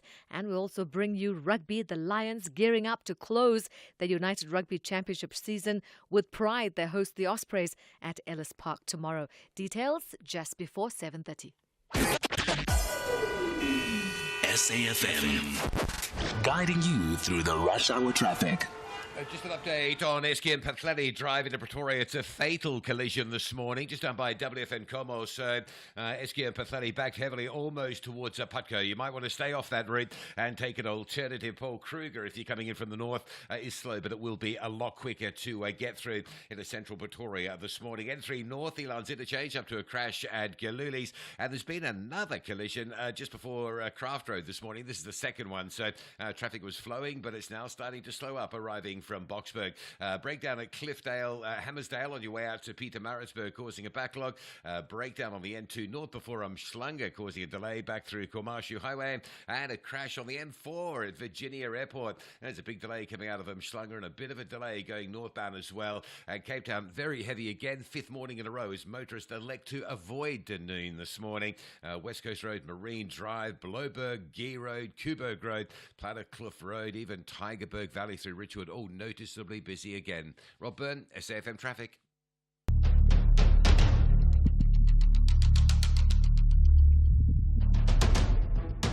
The Morning Brief with Thulasizwe Simelane. Weekdays, Monday to Friday, 6 to 9 a.m. The Morning Brief with Thulasizwe Simelane. Weekdays, Monday to Friday, 6 to 9 a.m. Hey, good morning, folks. It's a Friday, so I'm hoping you're having a beautiful morning on this Friday morning. It's just gone 9 minutes after 7. It is great to be in your company. I'm Thulasizwe Simelane. Coming up within this hour of the Morning Brief, we'll be talking with the Minister of Health, Dr. Aaron Motsoaledi. Yesterday, he delivered a firm response to the criticism and concerns that perhaps the country's really solid HIV/AIDS response and treatment program that has been built over a period of some 15 or more years, it could be in danger of unraveling in the wake of the withdrawal of funding for programs such as the US PEPFAR program and the impact that it has had on the NGO sector, which supports the work that government does. Minister Motsoaledi responding by basically outlining, I think I counted about 16 to 17 facts, because he had the facts numbered and said fact number 1 all the way to about fact number 16 to say this is the response, the firm response of where things stand in as far as the HIV/AIDS treatment programs go. So Minister Motsoaledi is my guest in this hour and will be unpacking all of that. Then we continue along that vein of government and ministers. Minister Dean McPherson of Public Works and Infrastructure will be talking about the plans that government has for the infrastructure development in the country for the next 3 years. The 1 trillion rand that was announced in that now shelved budget of the 12th of March. To what extent is the minister hoping that that is retained, whatever cuts and changes are made, but also importantly the longer term planning for infrastructure development in the country and how exactly that will be funded? That conversation with Minister McPherson coming up shortly after my conversation with Minister Motsoaledi. These and other issues, feel free to give me a call and weigh in throughout the hour and throughout the show indeed. The number to dial is 086 086 000 2032. I'll take your WhatsApp voice notes on 061 410 4107. The second hour of the Friday edition of the Morning Brief starts now. The Bees are fairly impressed with their run this season, but they want to win at home to concretize a top half position. That's a crack, oh, what a crack. That's Brentford for you. There you go. Yet the Cottagers want to be remembered for an away win during their penultimate game of the season. Hey! He's done it again! Action! Harry Wilson makes it 2-1 to Fulham. Now go home! Off you go! This is the Premier League. Witness the mouth-watering clash between Brentford FC and Fulham FC on Sunday 18 May at 3:30 p.m. Streaming live on SABC Plus and S3. Proudly brought to you by SABC Sport. For the love of the game. Thulasizwe Simelane on the Morning Brief. Weekdays, Monday to Friday, 6 to 9 a.m. 12 minutes after 7, the Health Minister Aaron Motsoaledi has shot down allegations that government, and he in particular, have, in the wake of the US PEPFAR funding cut, risked unraveling the remarkable progress that the country has made in combating HIV and AIDS in the past decade and a half by simply not formulating a response plan. The criticism has been voiced by people such as Wits University clinician researcher Professor Francois Venter, who we spoke to on Wednesday this week, spoke to here on the show. Motsoaledi pushing back hard against the suggestion that key HIV/AIDS prevention and treatment programs are on the verge of collapse due to the funding cut. The minister joins me now to take that conversation forward. Good morning to you, and thank you for your time, Minister. So the way that I understood some of the critique of what has transpired since the funding cuts through agencies such as USAID, for example, the way I understood it was that at the coalface, serving particular populations, testing levels are down, as well as, the NGOs closing and laying off key outreach staff that ensures that there's follow through in these programs. What's been your experience? Good morning, Thulasizwe. Good morning to the listeners. Thulasizwe, the problem with the critiques, as I was listening to, not only from Wednesday, it happened over the past 3 weeks. Yes, newspaper statements about the collapse and all that. As I'm listening to them, they believe the only one solution is for somebody to bring a bag of money and put it on the table to replace what Donald Trump has taken away. And they regard that as the only solution. Short of that, any other thing that is done is not recognized, and it amounts to a collapse of the whole HIV/AIDS program. Now, Thulasizwe, by the way, the HIV/AIDS program that South Africa is following now started in 2010. Yeah. And yes, I don't want to be beating my own drum. Yeah. But I remember taking all the MECs and HIV experts to Mpumalanga in 2010 for the whole week. We stayed there for the whole week with the experts and MEC to put up a plan which we call HCT, HIV counseling and testing, and counseling, testing and treatment campaign. And we put it up, and it happened to be the world's biggest program ever. Yeah. That program was not based on huge amounts of money from Donald Trump forever. Of course, we needed help, but it was not based on being stuffed with money. Yeah. It was based solely on reaching to our people on the ground. It was based solely on having a bigger structure like SANAC, South African National AIDS Council, with 18 sectors which seize together. Yeah. And now that type of program, just for it to collapse because of one action from Trump, is inconceivable, And that program was not just a small program. It changed a lot of things in the country. You remember that it even increase their life expectancy. Yeah. Increasing life expectancy in healthcare system around the world is not a small thing. Sure. When life expectancy changed, a global scientist, globally recognized scientist, our own Professor Salim Karim, said the impact of what has happened is exactly equivalent to the impact of what happened when slavery was abolished. Minister, because of time, I do need to press you to then answer some of the direct allegations. Allegations include saying that testing is down, new infections are projected to surge, and NGOs like Match and ANOVA are retrenching thousands of workers. Are you saying to us that none of that has had an impact on the HIV/AIDS response program of the country? There's no way it can't have an impact. There's no way. But to come and say the whole program has collapsed. Look, Thulasizwe, the HIV/AIDS program now in South Africa is spending 46.8 billion. We are spending 46.8 billion this year on the HIV/AIDS program. Trump has pulled out his 7.9 billion. Then can you say in a program that is costing the country 46.8 billion, when 7.8 billion is pulled out, everything collapses? I said so in my response, that is inconceivable. Secondly, it is an assumption that the fight for HIV/AIDS can only be successful if it is done in offices or buildings or, facilities, etc.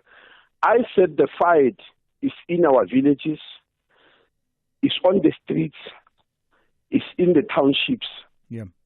Yes, it's everywhere outside those buildings. And that's where we've been working and focusing.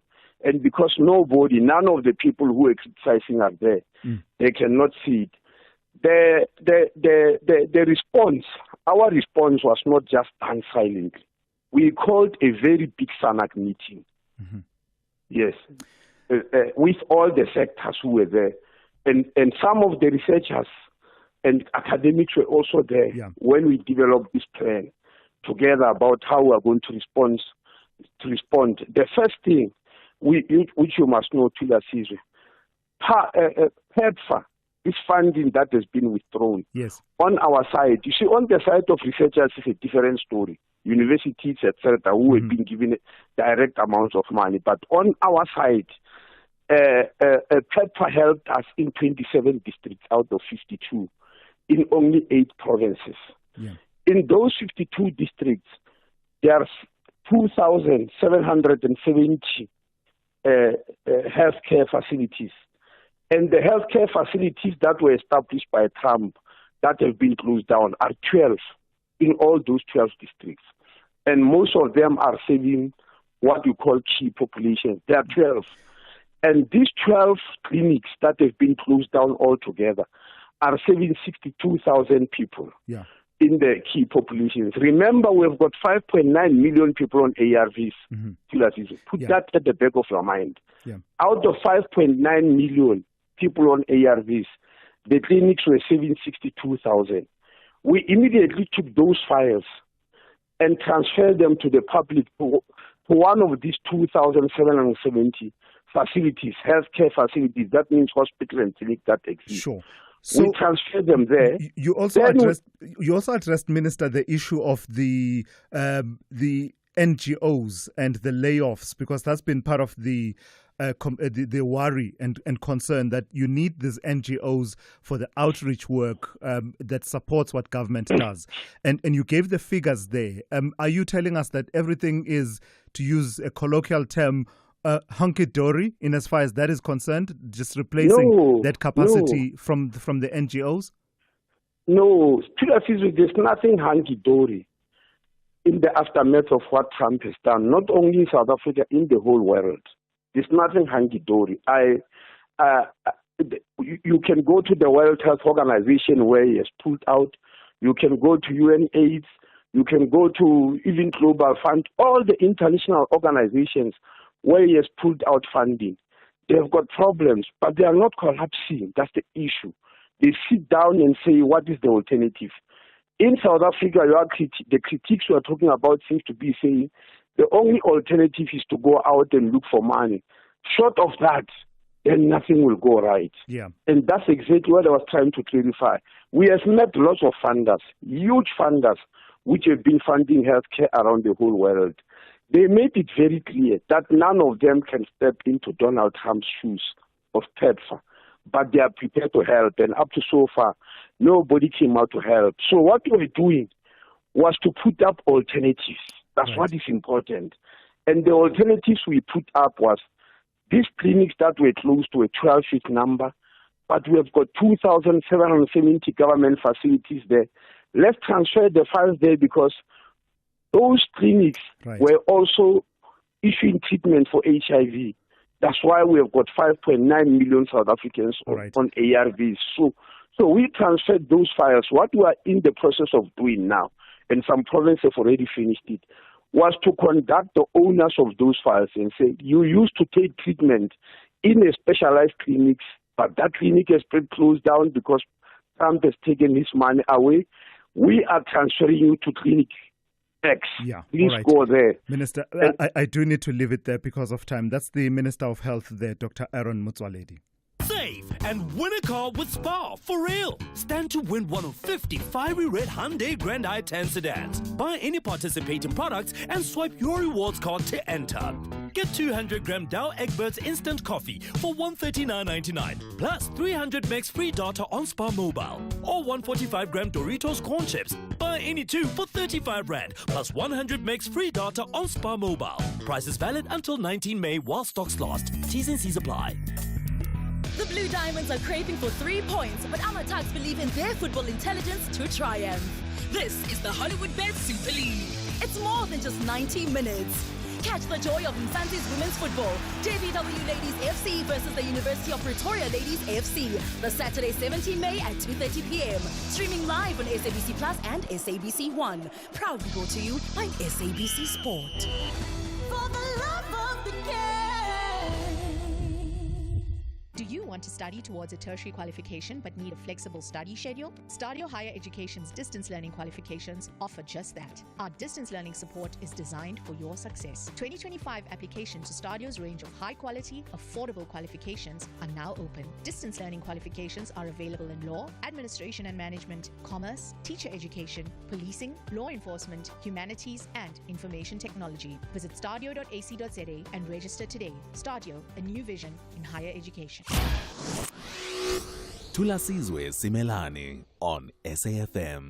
To this now, as the country braces for Budget 3.0, due to be delivered by the Finance Minister Enoch Godongwana on Wednesday next week, a key expenditure item that will be watched closely will be the amounts allocated for infrastructure spend over the coming years. The now scrapped 12 March budget had pegged that spend at 1 trillion rand over the next 3 years, in line with government's stated goal of turning the country into a construction site, with an infrastructure build aimed at stimulating economic growth and employment while responding to worsening decay in some of the country's major cities and towns. Let's speak to Dean McPherson. He's Minister of Public Works and Infrastructure. Good morning to you, and thank you for your time, Minister. Let me start there before we talk about the work that you're doing as a follow-through to the Infrastructure Summit. How closely will you be watching what the Minister of Finance has to say about funding that big infrastructure expenditure that had been announced on the 12th of March? Good morning to you, Thulasizwe, and to your listeners. I don't expect too much change in Budget 3 with respect to infrastructure. I think government has an agreed position that infrastructure is vital, not only to rebuild what has been lost over the years, but to also build infrastructure for the future that underpins an economy that must grow and create jobs. So I think that all of us in the government are at Edom on that issue, and we'll see what the minister eventually tables on Wednesday. Are you confident that the zeal for that infrastructure expenditure will be retained despite the changes that will have to be made to make up for the revenue shortfall? And I know that you can't talk about what you talked about in cabinet. You are sworn to secrecy as far as that is concerned. But your hopes as the person responsible for the infrastructure build? Yes, as I said, I think that government really does place infrastructure at the heart of its economic plans. And so I think that the minister is well aware of that. He's committed to the additional windows in the budget for infrastructure, which used to only sit once a year. It will now sit 4 times a year. And that can only happen if it is underpinned by increasing budget allocations to be awarded to those projects. So I think that the minister and the team at Treasury understand that. I think they support those plans. And I'm quite sure that whatever they deliver on Wednesday will reflect a government's commitment to an infrastructure boom in the country. And you had the inaugural Public Works and Infrastructure Summit that took place in April, and now you are undertaking what I understand to be follow-through work. Tell me about how that work fits in, because, you know, the average South African will say, we don't need more summits, indabas and consultations. What we need is a plan that is budgeted for, and we've got a clear plan for how to fund this infrastructure. My goodness, our cities are crumbling right before our eyes. Tell me about the follow-through work, which I understand includes working with academics at the moment. Yes, well, the inaugural Public Works and Infrastructure Summit really sought to bring the various strands of infrastructure across the spectrum together, and also includes working with academics and our universities. And so this morning I will be at the Stellenbosch University in the Western Cape, that really seeks to ask the question about professionalizing the public sector to meet our infrastructure demands, as well as working with academics to research and unlock innovation within the infrastructure space. So essentially we are looking to see how do we build infrastructure in a smarter way, in a cleverer way, in one that embraces technology and new trends across the world, and also that brings in opportunities for partnering with universities, particularly in the built environment, so that we get more engineers into the field, and that we seek to retain them in South Africa, as opposed to seeing them immediately qualify and then disappear overseas. Obviously, we have to back that with a credible and growing infrastructure pipeline, so that's why the budget is so crucial to us as well. All right, I've got to thank you for your time this morning. That's the Public Works and Infrastructure Minister, Dean McPherson. This is SAFM Sport with Zai Khan. Let's kick things off. South Africa's under-20 national team, Amajita, flying high after defeating the 7-time champions Nigeria 1-0 in Cairo to reach the final of the under-20 Africa Cup of Nations. Tylen Smith's 66-minute header of Neo Rapu's pinpoint corner sealed the famous win. It's the first time South Africa have reached the final since 1997. Raymond Ndaka's side will now face either Morocco or Egypt in Sunday's showdown. Amajita have already secured qualification to the Under-20 World Cup in Chile later this year. In the meantime, Mamelodi Sundowns coach Miguel Cardoso has admitted not being a big admirer of striker Arthur Salles, but opened up about how the Brazilian forward's work ethic saved the team. Salles was a player that when I arrived, he was coming from an injury. First year in South Africa. It's not the same to play in South Africa or play in Switzerland. It's not the same. It's not the same living in South Africa and living in Switzerland. Yeah.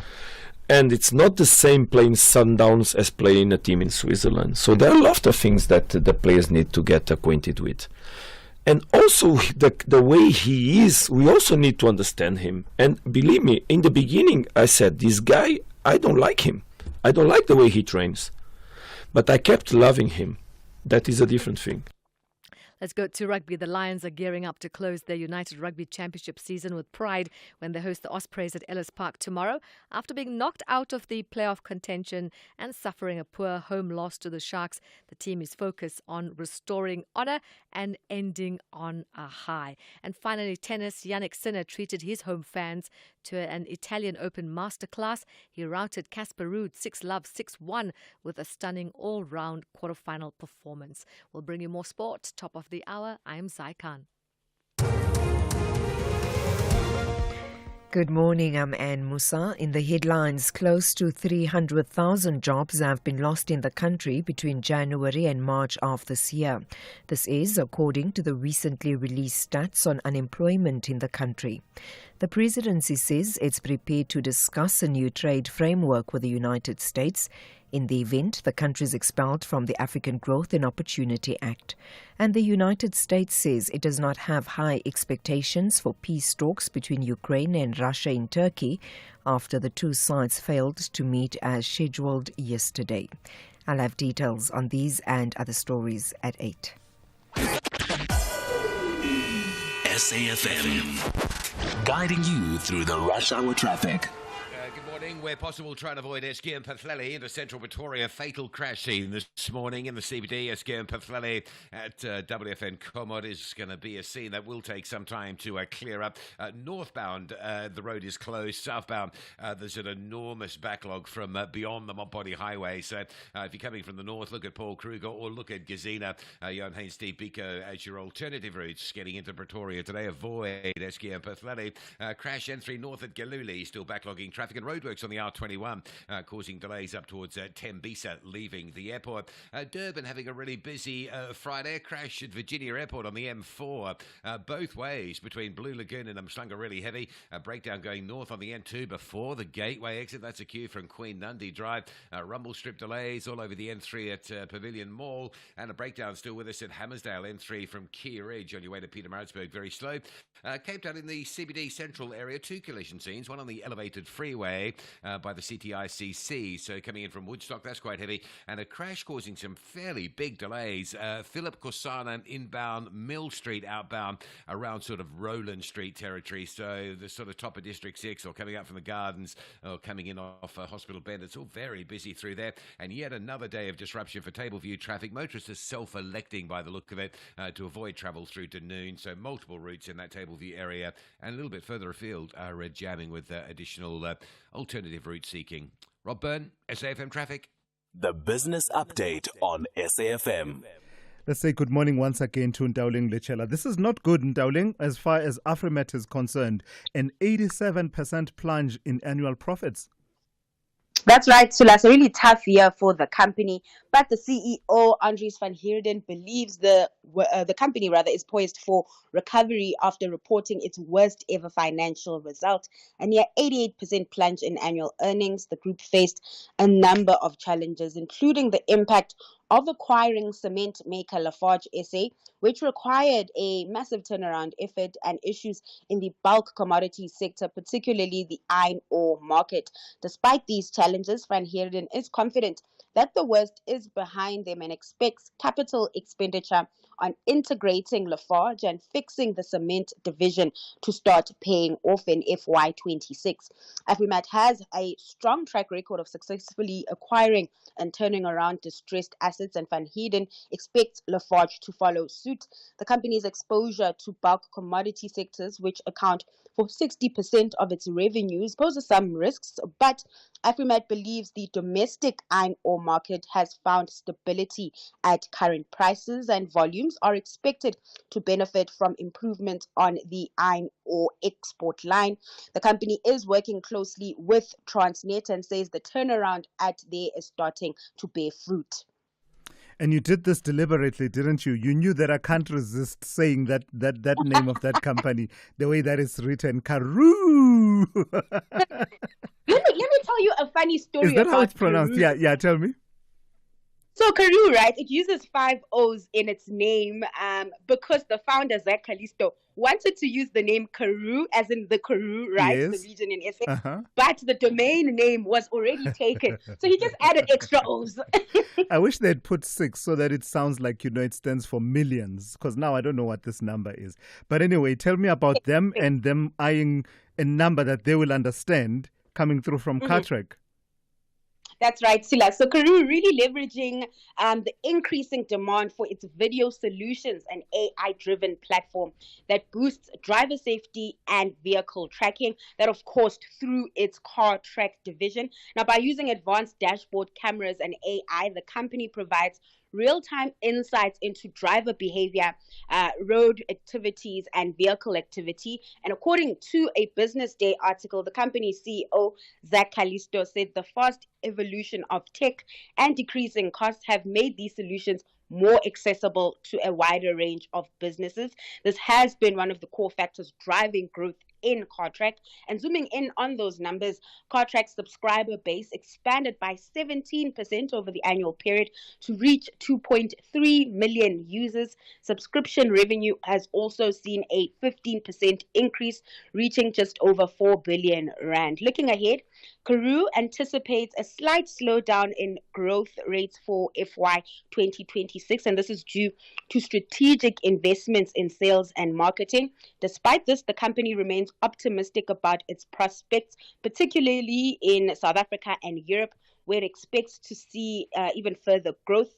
It also continues to see value in its Southeast Asian operations, which remain a key market for Karoo. Karoo. All right. Tell us how the markets are looking at this hour, Ntauling. So kicking things off in Asia, stocks trading mostly lower. Investors continued to digest the latest settlements on the trade tariff front and remained cautious as they await more clarity on developments in negotiations with other trading partners. The Hong Kong Hang Seng taking the biggest knock on that front. It's down close to 0.7%. We're seeing a similar mood in the US with futures flat, activity really subdued as traders eye fresh catalysts. That also playing out here at home on the JSE, with the all share dipping 0.18% in yesterday's session, profit taking hitting markets across the globe. Now, while equity markets pull back, the rand remains strong, leading gains in emerging market currencies and trading at a 2-month high. It's sitting at 18 to the dollar this hour. That's Ntauling Lechela. Look out for one more report from her coming through just after 8:30 here on the Morning Brief. Makoti Down Products is a proudly South African family business, started more than 30 years ago with 12 geese and a piece of material. Makoti manufactures duvets, pillows, sleeping bags, and high-quality Egyptian cotton linen. Our down products are suitable for people with dust mite allergies and come with a lifelong guarantee. And we offer a nationwide cleaning service for all your feather and down products. Visit us at makoti.co.za or call us on 041 9922 395 for quality down. Makoti Down. The Bees are fairly impressed with their run this season, but they want to win at home to concretize a top half position. That's a crack. Oh, what a crack. That's Brentford for you. There you go. Yet the Cottagers want to be remembered for an away win during their penultimate game of the season. Hey! He's what an introduction! Harry Wilson makes it 2-1 to Fulham. Now go home! Off you go! This is the Premier League. Witness the mouth-watering clash between Brentford FC and Fulham FC on Sunday 18 May at 3:30 p.m. Streaming live on SABC Plus and S3. Proudly brought to you by SABC Sport. For the love of the game. Looking for some feel-good news? Jermaine, a 43-year-old man, feels like a winner because he now saves 360 Rand a month on his car insurance premium. That's right, Jermaine switched to Outsurance and now saves a mind-blowing 360 Rand a month on his 2021 Mazda 3 1.5 Dynamic. Outsurance clients always get something out. You could too. Get a quote today and see how much they could save you on your car insurance. Make today the day you switch and save with Outsurance. SMS out to 30754. That's out to 30754. A licensed insurer and FSP. T's and C's online. Call Thulasizwe now. 086 000 2032. All right, let me take a call from Mike in Newlands. Good morning to you, Mike. You want to respond to Kim Heller, the conversation from a few days ago. Straight to it. Yes, it is. Yes, I do. Thanks so much, Thulasizwe. And it was interesting. I'll try to find the book. I haven't found it yet, but I'm going to try to find and buy it. There was a couple of comments there that I wanted to make on the day I couldn't get through, which I found, quite frankly, unfair and almost ridiculous. And So the book's going to be interesting reading. But for her to mention or say the fact that the white people don't want to learn a black education is complete and utter nonsense. A group of white educators have for years been demanding, including myself, by the way, that this government enforces a black language into our schools.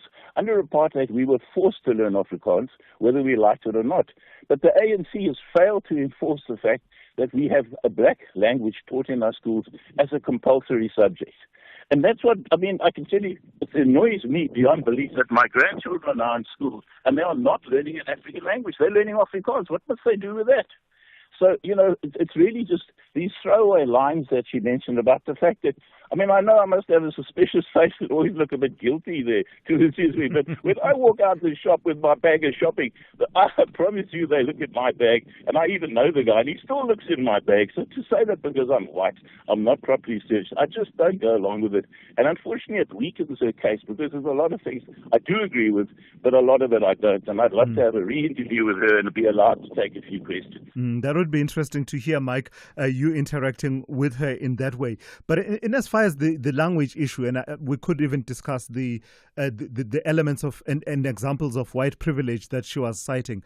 But the language thing, though, how would the government enforce that each school has a compulsory, teaching of African languages, given the kind of pushback we already have right now with the Basic Education Laws Amendment Act, which in some quarters is already being seen as an attack on a particular language, in this case, Afrikaans? Look, that's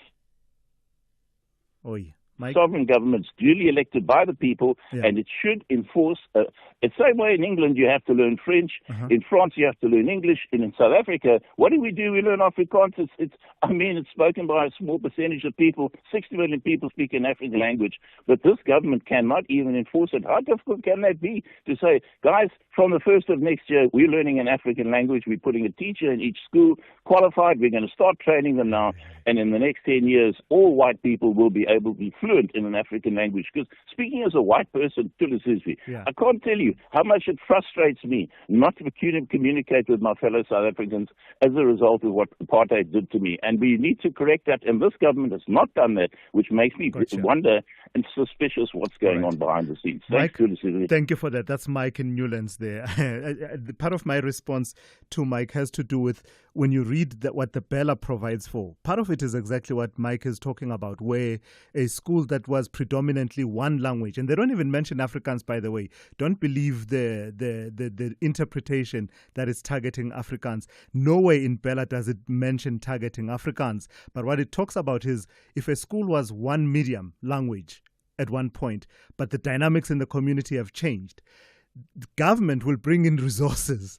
Government has the responsibility to bring in the resources and then say to that school, introduce a second language as a medium of instruction. That is what the Bella says. So I would want to hear if the government were to follow through on what Mike is suggesting how that would go, how that conversation would go in terms of the public discourse. Trevor in Joburg also responding to Kim Heller. Good morning. Good morning to you too, sir. Good morning to the listeners. I think this is a double-edged sword, sir.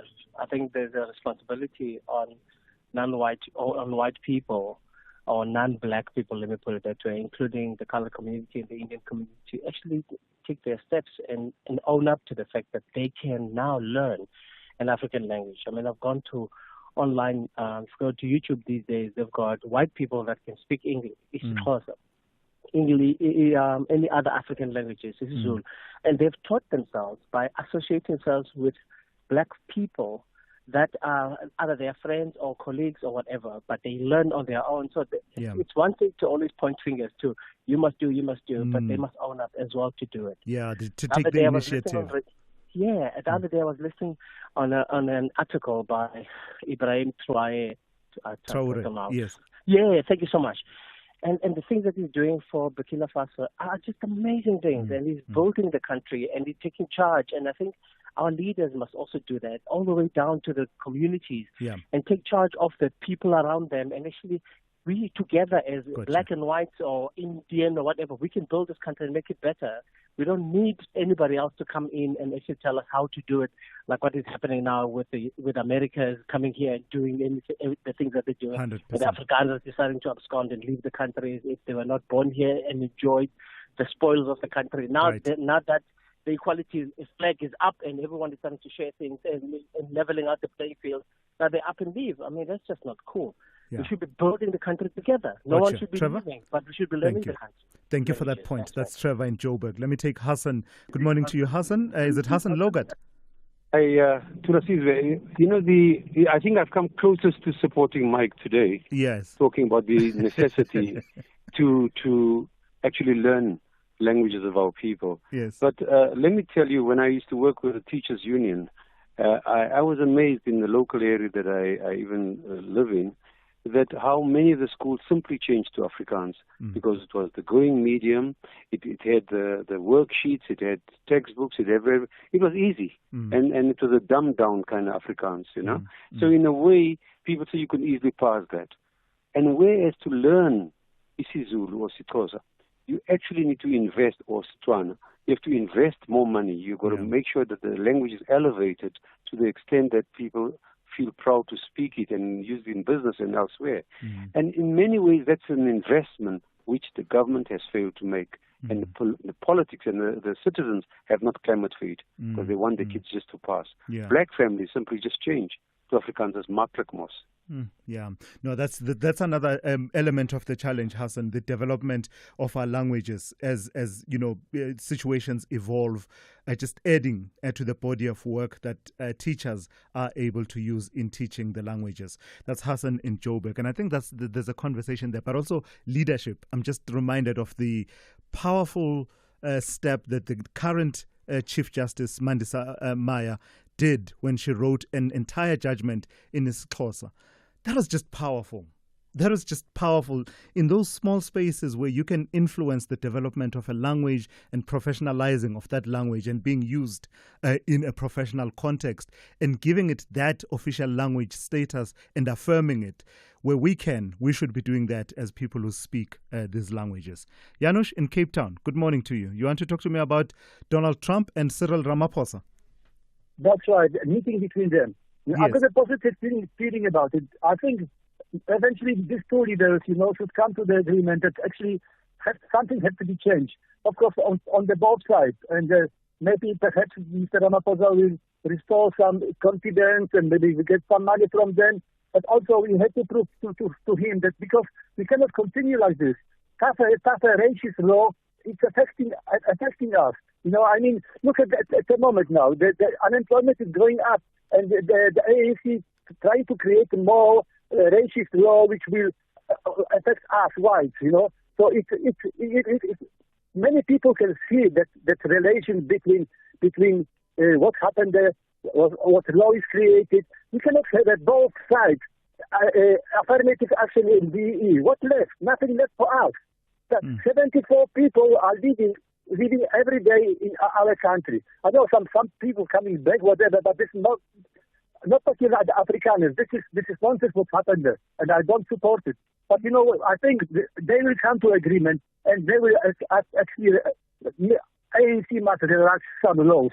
Because we are all need together. Right. We need each other. You need each other. I was trying for years to introduce the system which we learned from during the communist, education which I've got, and I try to introduce the system which can improve the employment, especially among the youth. Nobody listens to me. Nobody. Yeah. I can give them so idea to also that to run that, but to give them the idea which was working in the communist system. All right. But nobody listens. Everybody who got the work, I'm not interested. Oh, gotcha. Yes, good, fine. But that's it. Finish. Janusz, thank you for that. Maybe you take it seriously. Maybe you your radio station will allow me to talk about it, but not for a minute or two. Let's see what we can do in the coming days and weeks and months, Janusz, because our format as it is doesn't really allow for that extensive kind of engagement that it sounds like you would want us to engage with on your side. That's Janusz there in Cape Town. Let me take two quick voice notes. Both of them have to do with Elon Musk and the AI chatbot Grok. Good morning, Thulasizwe. This is Peter, the truck driver. Actually, yesterday I tried to check also on my tweet X Grok that I typed a question that is Donald Trump a racist, and it also supported it. That it gives me many examples from 2011. When he was calling Obama is not born in South Africa. And sorry. Yeah, no, thank you for that. I hope you're okay there, Peter. And that's part of the reason why South Africans have been engaging so much with this chatbot, right? Because you ask it a straight question, it gives you a straight answer, even if its creators don't like the answer. And it's because its creators didn't like the answers that it seems they then interfered with it, with the result, the strange results that we've been seeing the last few days. Let me listen to this one also on Elon Musk. Hello, it's Zico Brandberg. Very happy that Elon Musk has run foul of his own artificial intelligence, because artificial intelligence has to be programmed to tell the truth and to run with integrity, like the human conscience of decent humans, and cannot be abused by the likes of Donald Trump, Elon Musk, and Vladimir Putin. Yeah, Zik, thank you for that. I mean, that's part of the reason people have really enjoyed using Grok, because in terms of scraping the extents of the internet, available information, the way that it's been taught, and then formulating a response to you, usually it comes back with an answer that really approximates what the situation is, the way that you would understand it. But as I said, the powers that be at XAI didn't like it and therefore interfered with it, such that when you say we are effed, what does that mean? Grok has been saying that has to do with the white genocide, quote unquote, white genocide in South Africa. Thank you for those. We'll come back to your calls and WhatsApp messages a bit later on. SAFM, guiding you through the rush hour traffic. Good morning. Avoid this one. Eskia and Pwllheli in the Pretoria CBD central area. Fatal crash down at WFN Como. Part of the road is all blocked off for investigation and recovery. Traffic is heavy all the way back through to Mopani Highway. If you're coming in from the north, Paul Kruger, Steve Biko, Johan Haynes, options through Mayville or Gazina look pretty open for a Friday. Joburg side, the N1, Malabongwe to Four Ways is really quite busy. Durban, jam-packed it is these days, isn't it? If you drive Durban, have you noticed the traffic's just getting busier? Not helping the matter this morning is the matter of a crash on the M4 at Virginia Airport. Delays both ways between Blue Lagoon and Umhlanga. Breakdown going north on the N2 at Umhlanga. That's a big queue from far back as, now beyond Queen Nandi Drive. Rumble strips on the N3 causing delays. Spillover affecting the M13. Westville Sherwood, that's all heavy again. And a broken down truck on your way to Peter Maritzburg. Been there all morning up by Hammersdale. Big queues and backlogs towards the Key Ridge area. Cape Town, fairly busy again around Tableview exits, particularly West Coast Road, Marine Drive, Kuberg Road going up in towards the Killarney Gardens area. Very busy. I think motorists are self-electing to avoid Potsdam Road and Malabongwe option through Dunoon into Killarney. So it all sort of comes off the Plattercliff Road and goes up Kuberg Road, and it stays really busy. Crash on the elevated freeway, causing a delay from Woodstock into the city centre, and a crash at the top of town, District 6 area. It's Philip Kusana and Mill Street around Rowland Street. Very heavy coming out from the Gardens or arriving in from Hospital Bend. Take the N2 inbound if you're at Hospital Bend this morning to avoid it. Rob Byrne, SAFM Traffic. Reigning champions Bafana Style are in a jubilant mood closer to the end of the season. They are enjoying every moment on the summit, but Magesi FC have an agenda to cause an upset. This is the Betway Premiership. Witness Mzansi's beautiful game, Mamelodi Sundowns FC versus Magesi FC on Sunday 18 May, streaming live on SABC Plus and SABC 1 at 4:30 p.m. Also available on SABC radio stations at 5:30 p.m. Proudly brought to you by SABC Sport. For the love of the game.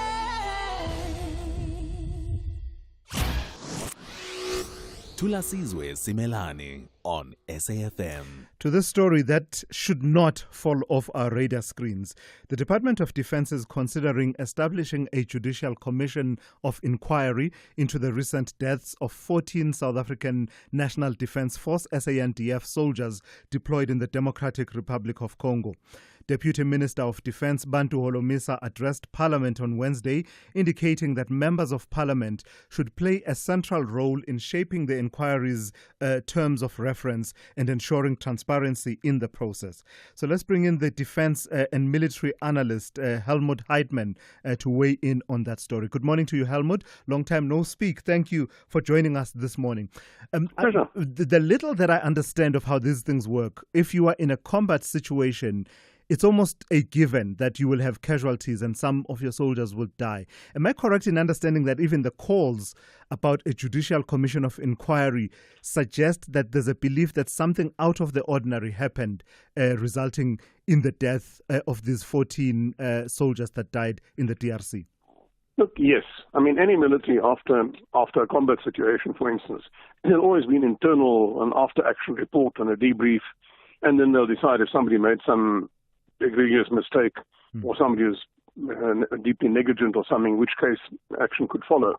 Or otherwise just to review your doctrines and your strategies and your tactics. Maybe you need to sharpen things up. That's normal. Judicial inquiry is a whole different ballgame. That suggests malfeasance on somebody's part or a suspicion of malfeasance on somebody's part. I think the issue here is that anybody with any insight into the military really would have realized that the proposed SADC force was far too small to have any notable effect in the DRC, much like the one that was deployed to Cabo Delgado, much too small. No air support, which in that particular geography is critical. And on top of that, in neither case was the actual intended force ever deployed. It got about half the strength. So you could argue the deployment should never have happened. Then there's some gaps in capability. I don't think the troops were terribly under-equipped. But for instance, the SANDF does not, as far as I know, have counter-drone equipment. And the rebels of M23 were starting to use drones, so there's an issue there. So I think maybe it's a little over the top, but we do need to look at it particularly because I've been told, I may be wrong on this, but I've been told that the Defense Force warned the government that this was a high-risk mission and that they didn't have the capabilities to really deal with it. Then comes the question of why did government go ahead? The high-risk element, Helmut, did it come with the tweaked mandate of the summit DRC as opposed to, the UN peacekeeping force that South Africa had been a part of MONUSCO all along? It also had its mandate slightly tweaked, but this one was more specific about countering, what they were calling negative forces. So in a way, did that come with that offensive mandate that said you actually have targets that you'll be dealing with on the field? Yeah, I mean it was fairly vaguely stated, to counter armed groups and other negative forces. In fact, it said to neutralize. And the trigger was the more growing action activity by M23, which then became an actual sort of invasion by 3,000 or more M23 guerrillas, who are actually pretty well armed and trained like a regular army. Apparently, and everybody believed, the support of up to 4,000 Rwandan troops. And certainly Rwanda was involved. There were surface air missiles deployed. So that was a major force. To now expect a 5,000 strong force with no air support to counter that was plain silly at the best of times. Because we knew that the Congo army, the DRC army, is not particularly effective. If anything, it's often part of the problem.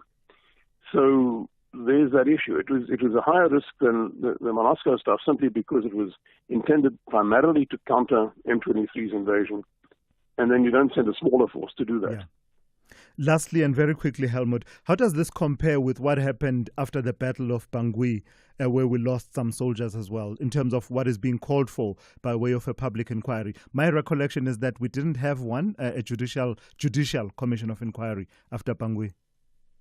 No, we did not. There was an internal debrief, and one of the results was a decision that we would never again deploy with our own air support instead of relying on others. And obviously that was ignored now in the Congo and in Cabo Delgado. The issue with Bangui, not that I have no issue with the deployment in either case. Certainly Bangui should have been done. But we didn't follow our own doctrine. The force that was left on the ground was too small, too lightly equipped. And there were some lapses in the feeding of information back from Bangui to Pretoria and, for that matter, to the commander of the protection force, which left him caught flat-footed when the attack happened.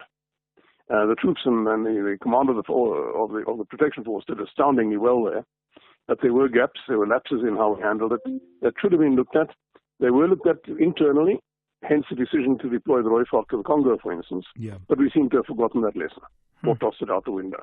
All right. I've got to thank you for your time and your insights. That's Helmut Heitmann. He's a military and defense analyst of some years of standing, really, one of the leading thinkers in that space. Let's check in now with N. Musa with the latest news. Outsurance will go out of their way to try and save you money on your car insurance. If they can't, ask for 500 Rand. SMS out to 30754. Now that's good news.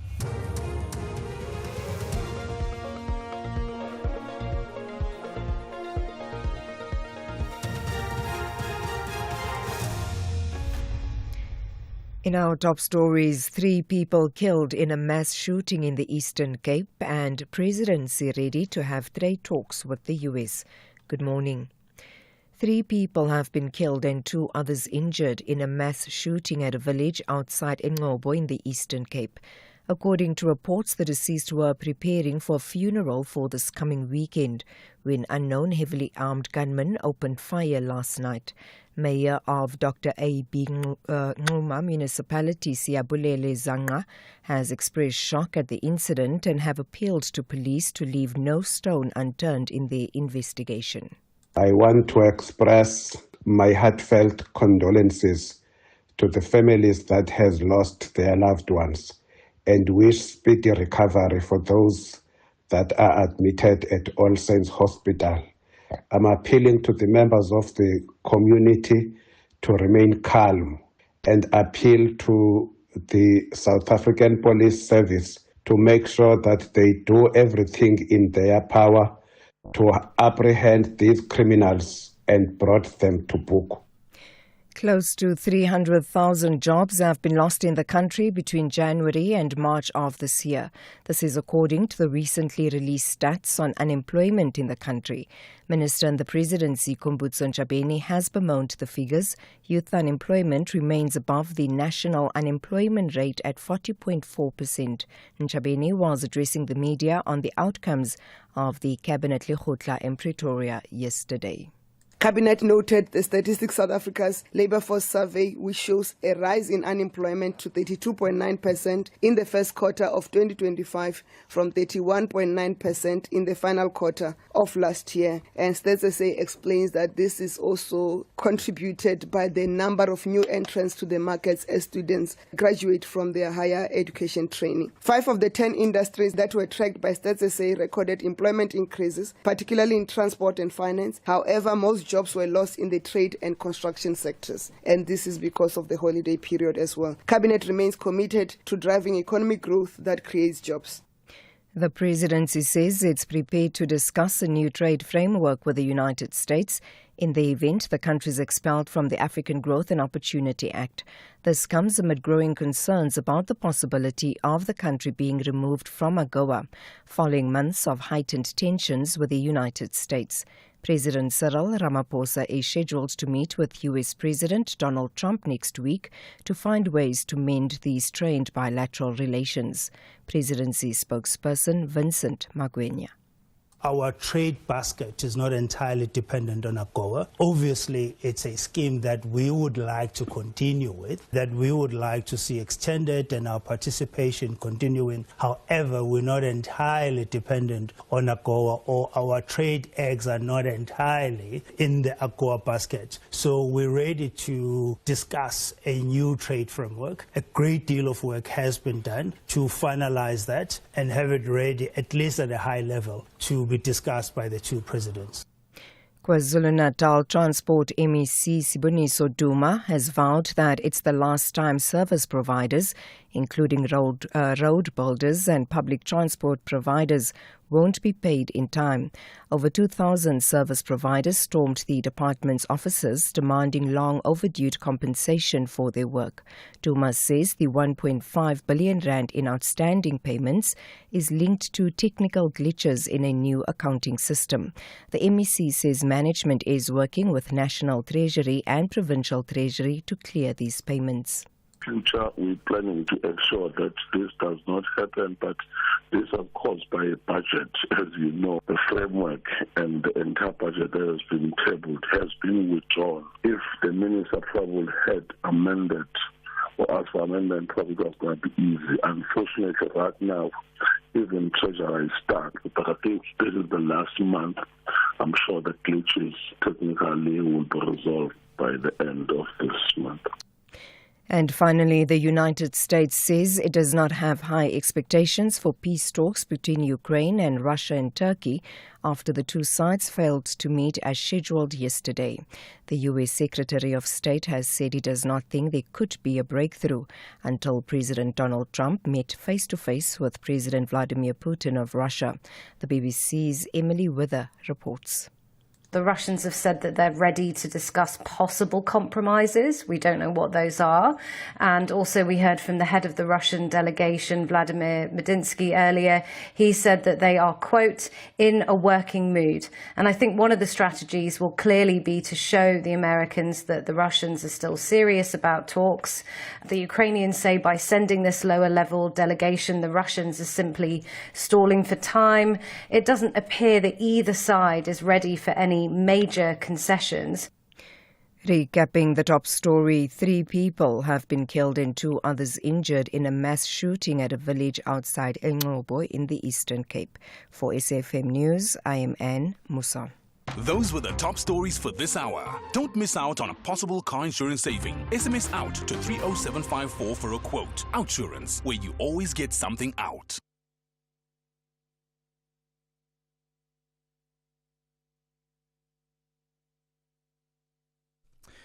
With all the recent headlines, it's time for some good news. A 25-year-old man, Tyler, is smiling all the way to the bank. He switched to Outsurance and now saves a whopping 718 Rand a month on the insurance for his 2021 Ford Figo 1.5. Outsurance clients always get something out. You could too. Get a quote today and see how much they could save you on your car insurance. Make today the day you switch and save with Outsurance. SMS out to 30754. That's out to 30754. A licensed insurer and FSP. T's and C's online. It's a very good morning to you in your SFM Sports headlines. Soccer, despite lifting the Nedbank Cup last weekend, coach Nasruddin Nabi is under mounting pressure to secure a top 8 finish in the Betway Premiership. And in cricket news, following the scare in the IPL, there was suspension of IPL matches. The South African Cricketers Association says the well-being of its 8 players in India is non-negotiable. We'll have the details, non-negotiable, just before 8:30. SAFM, guiding you through the rush hour traffic. Good morning, just coming into Galuli's N12R24 routes quite heavily backed, arriving from Boxburg or from the airport this morning. You will sit in some traffic. Avoid Eskia and Pathele going into Pretoria city centre. Fatal crash down at WFN Como. Traffic's heavy past Putco and back to the sort of Montbody Highway joint. Conversely, Paul Kruger or Steve Biko Jan Haynes are open and flowing from the north. So they're the routes you should be aiming for. Durban, really busy Friday. N2 going north, a breakdown before Gateway. That traffic's almost back as far as Inanda Road. So if you're going to the airport, Make sure you got plenty of time to get up that route. Avoid the M4 because of a crash near Virginia Airport. Delays between Mhlanga and Blue Lagoon, both ways, absolutely jam-packed. And right in the middle of that M2 and M4, of course, is Mhlanga Rocks Drive, and running north, that's heavy. Still got the truck breakdown at Hammersdale, so queues from Key Ridge on your way up towards Pietermaritzburg and Cape Town this morning. Collision on the N1, elevated freeway near CTICC, so that's slow and quite heavy on Philip Kusana and Mill Street. There's been a crash near Rowland Street, so coming in from Hospital Bend, avoid the M3, take the M2, and if you're going out from the Gardens, that section of Mill Street's going to have you queuing quite heavily as well. Rob Byrne, SAFM Traffic.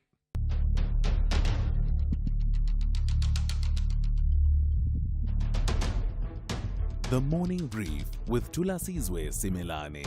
Weekdays, Monday to Friday, 6 to 9 a.m. The Morning Brief with Thulasizwe Simelane. Weekdays, Monday to Friday, 6 to 9 a.m. 10 minutes after 8, we're into the third hour of the morning brief on this Friday. It's a Friday, so let's end it off on a really strong note this morning in terms of the conversations that you and I have been having for the past week. I like the fact that a lot of you are bringing back conversations we had a few days ago. For instance, the conversation with Kim Heller. If you feel you still need to respond to that and weigh in and have your input on that, it really is great because it really helps us to really sharpen each other's perspectives, as I always say, in as far as the key issues of the day go. But also today, we've raised quite a number of issues. Grok has gotten us talking because the way Grok is working these last few days, if you were to type a query that says, at Grok, what day is it today? It'll tell you today is Friday. Part of the explanation may be that the genocide, the white genocide in South Africa, blah, blah, blah, blah, blah. So that's gotten us talking quite a bit this morning. But also we've been talking about the country's immigration laws as well as the corruption that sort of creeps in the way that is enforced. I see a lot of your comments coming through on that, as well as the conversation we had earlier on with Minister Aaron Motsoaledi, who's been responding to concerns about the possibility of difficulties in the country's really commendable HIV and AIDS response program. Some concerns that have been coming through in the wake of the cutting of the funding by the US through PEPFAR. Coming up in this hour, we bring you some inspiration. We'll be speaking to Dr. Patoguhle Zondi, a sports and exercise medicine physician, healthcare strategist and adventurer, shall I add, a shatterer of barriers throughout her career. That conversation is coming up in the next few minutes. But I also want to hear from you, and we'll take as many of your calls and WhatsApp voice notes as possible. The number for that, 086 000 2032. Your WhatsApp voice notes, please send them to 061 410 4107. The third hour of the Friday edition of the Morning Brief starts now.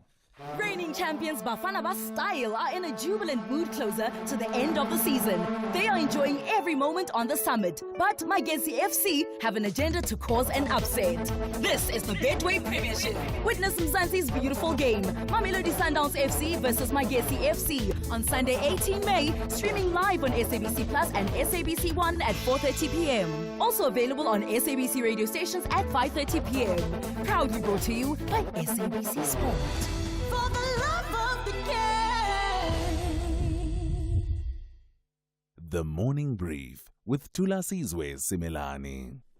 13 minutes after 8. I've got to give credit to the reporting of our colleagues at the Mail and Guardian and the Witness on this story. From the sidelines of elite sports to the front lines of institutional leadership, Dr. Patoguhle Zondi has carved out a groundbreaking path in the world of sports medicine. At just 27, she broke gender and racial barriers by joining the Blue Bulls rugby team as a junior medical officer, a bold entry into a traditionally white, male-dominated arena. Now 42, Zondi has not only worked with Olympic athletes and Rugby World Cup winners, but also led major sports institutions and stood at the center of critical global debates on gender, biology, and fairness in sport. She joins us now for that inspirational conversation. Dr. Zondi, good morning, and thank you for your time. I believe you just recently pivoted and joined academia with the University of KZN.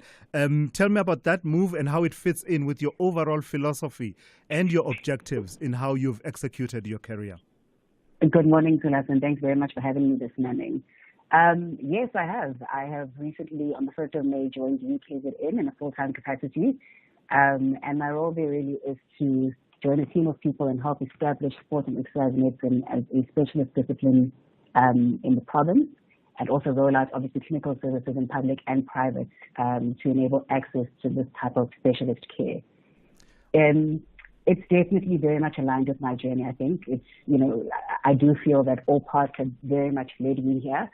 And in terms of sort of my plan and my vision for this next phase of my life, I really see that I'm here to build or help build, right? I feel quite strongly that sport and exercise medicine has got a valuable role to play, not just in terms of nurturing talent in areas where talent is not always supported by our kind of care, but certainly just in terms of addressing certain public health issues that can be adequately and appropriately and optimally addressed through the interventions of sport and exercise medicine. And so I'm really looking forward to this phase of building alongside colleagues and allowing more access to the specialist care. Would I be correct in saying that it's not the fact that you are a sports scientist and a sports physician that really made your story resonate, but it's in the fields in as far as the sporting codes go in which you operated with historical background, and how important was it for you to operate in those fields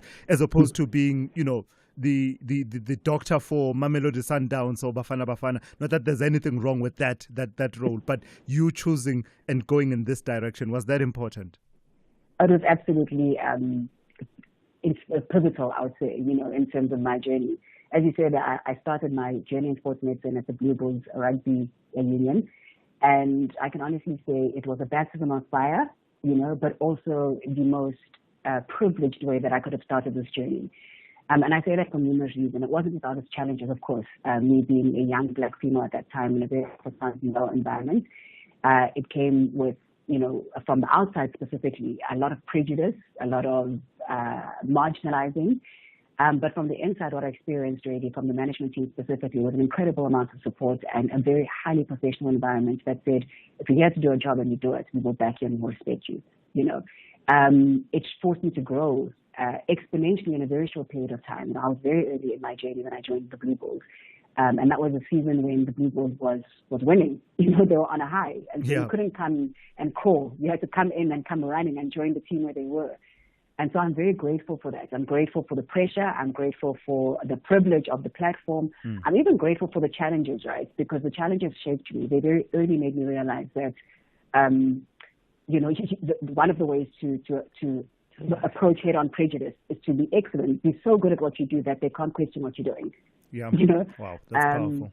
And so it was the beginning of a journey within FA Rugby, then World Rugby, and really just that's led me to where I am now. Yeah. Tell me about your activism, because some of the causes you've taken part in showcase and highlight the causes that you care about. One thinks about your involvement in the expertise in the team that was part of that legal battle that was waged by Mokgadi Caster Semenya. How important is it to fuse in that activism over and above just being a professional and a professional who's really good at what you do? It's become very critical in terms of my journey, and it really informs much of what I'm doing today. I've had the privilege of working in the whole scope of performance when it comes to sport and exercise medicine, so from a grassroots level and then all the way, to an elite and high performance level. And what I realized very early on in my journey is that one of our challenges is access and equity, or inequity, rather, within sport and exercise medicine. So we've got pockets of excellence without a shadow of a doubt in our field, and there are groups or sporting codes that have got access to this excellent caliber and quality of care. And then there's those that just don't, and the majority do not, There's inequity in terms of inclusion, both on the field and off the field, in terms of pay and salary on the field and off the field, in terms of opportunity on the field and off the field, all of it. And so having seen it firsthand and also seen what access, opportunity, and inclusion can do in terms of allowing people to realize their full potential, it's become a personal mission of mine that I will be part of conversations, of boards, of groups, of leadership that actively and intentionally create systems, inform policies that will enable equity, access, opportunity. And Doc, before I let you go, I know that you have this doctor-patient confidentiality, but to the best of your ability, who are some of the, I don't know, who are the cry babies that on the field of play on that stage when they're playing out of Loftus, they look buff and strong, but actually deep down this is a cry baby. Also in the fields of athletics, you can share with South Africans. Really, is it just between me and you and between tens you of thousands yeah. of people that are listening? No, I will say this. It's just such a beautiful privilege to have worked with athletes very early in their journey, right? At the Blue Bulls, I worked with the under-20s. With the junior box, I worked with the under-20s. I also had the privilege of working at the Youth Olympics. And so, if you just think about 2010 and the players that were there, your Andre Pollards, your Peter Steptoe, your Bongi Monambis, your JC Creoles, if I can name drop a few, Cheslin Colby. And then at the Youth Olympics, I had the privilege of working with like your Conita Bobbs, your Chad Leclerc. And that was when they were young, And so for me, it's like a moment of pride. They're not my children, but they feel like my children. And I now see them performing and World Cup champions and Olympic medalists and, just achieving at the highest stages. Yeah. And I certainly, wasn't the main contributor to that. I played a tiny role, a small little chapter. But let me tell you, the pride that I feel is just immense. That's what I can tell you about about the athletes and what I feel when I see them. I see this doctor-patient privilege has really gotten in the way. Anyway, congratulations on your new role. We'd really look forward to seeing you continue to advance sport and sports science in the areas that you are active in. Thank you so much. I appreciate the support. All right. That's Dr. Patogutle Zondi there. She is sports and exercise medicine physician, healthcare strategist, as well as an adventurer. We didn't even get to talk about that part, the adventurer part. Join us this Tuesday evening at 7:30 for the latest series of SAFTA award-winning reality show, The Tastemaster SA. Today's theme is all about bread. I love making bread. I am shaking my boots. What a beach. We got this, we got this. Oh, that didn't sound convincing. I'm feeling a little stressed. I'm not going to mess this one up. That's The Tastemaster SA. Tuesdays at 7:30, repeats Sundays at 4. Only on SABC2.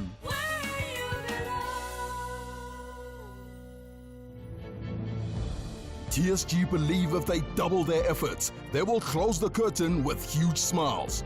But the Reds are on standby to cheers to an incredible season. This is the Bundesliga. Football as it's meant to be. Witness TSG Hoffenheim against Bayern München on Saturday, 17 May at 3 p.m. Streaming live on SABC Plus, SABC 3, and on SABC Sport on DTT Channel 4. Proudly brought to you by SABC Sport. For the love of the game.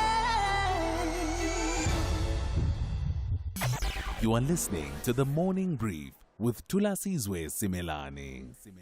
To this now, about 200 women, many of them farm workers, marched to the Department of Employment and Labour in Cape Town on Tuesday, demanding urgent reform in how labour laws are enforced on farms. The protest, led by Women on Farms Project, WFP, highlighted what the organization says is the persistent neglect of farm workers' rights, especially in the Cape Winelands, where labour violations are reportedly rampant. Protesters called for strong action from labour inspectors, better access to the Unemployment Insurance Fund, and more responsive governance. Let's speak now to Danielle Samuel, who is Labour Rights Program Program Manager at Women on Farms Project, WFP. Good morning to you, and thank you for your time. So the essence of the march on Tuesday was really to highlight the plight of farm workers, women farm workers in particular. What is it about that South Africans should be paying more attention to than we are at the moment? Good morning, Thulas, and good morning to your listeners. And thank you for the opportunity and for having me.